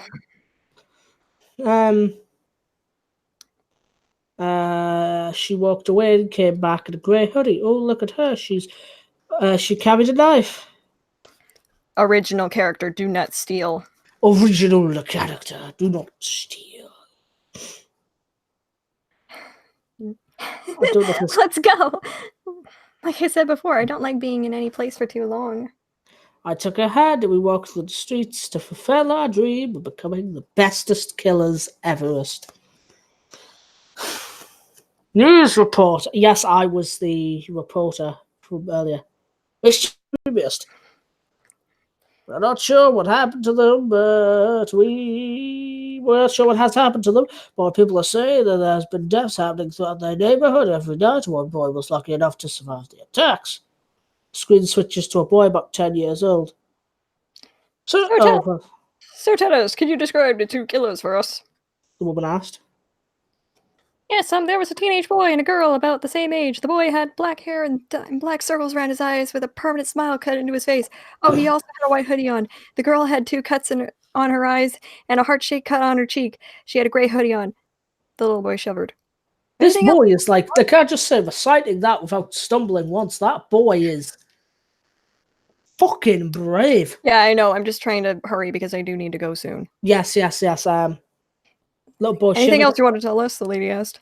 Yes, the boy told me to go to sleep before he stabbed me. My dad came in with his gun at the last minute, but the boy threw his knife and it went into his shoulder. He was killed by the teenage girl. She came out of nowhere. I thought it was just the boy. I didn't have time to warn my dad. He cried a little. You heard it here, everyone, the lady said. They are after me, the boy said. The girl said I couldn't escape. She said they would find me and kill me. He shook. The door to the newsroom opened. Hey, you two can't be in here. We are shooting the latest story. The lady stood up. A boy and girl stood in the doorway. Oh, and what story would that be? The girl asked. It's about these 2 killers, and this young boy was telling us about them. The boy in the white hoodie laughed. Sounds interesting. The little boy screamed, we have to get out of here now! Can't you see these are the 2 killers I was talking about? This kid's an idiot. I've decided. The lady looked closely at the 2 hooded figures. I never show my face on public news, the girl said. She walked around to the camera and jumped on the table in front of the little boy. Don't be scared, sweetie. All you need is pain. Oh, the edge. The knife was thrust into the boy's neck. His blood splattered all over the place and all over the camera. She got a small heart into his cheek. Well, that's just fucking sad. There was a thud of the boy's body hit the ground. The hooded boy walked around the camera and stood in front of the news reporter. She gasped at us.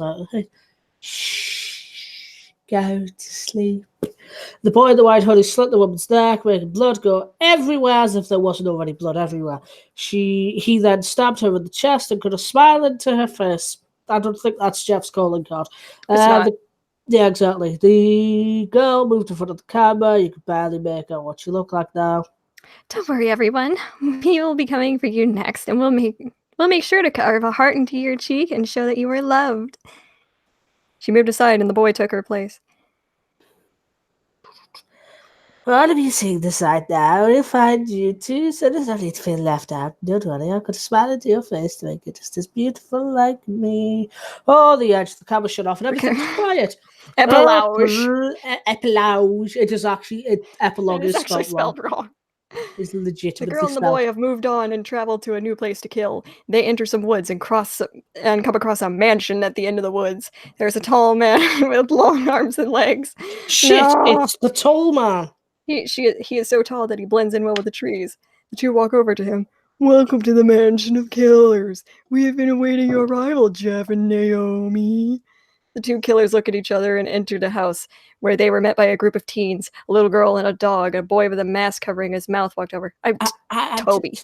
The boy said, twitching. I'm Sally. Want to play with me? The little girl asked. The dog barked and gave a huge smile. I'm asking you, this is Smile Dog. I'll come up with a better voice from there. A boy said with a white mask on. A boy with a white mask on said, I'm Hoodie. The boy in an orange hood waved to the new members of the family.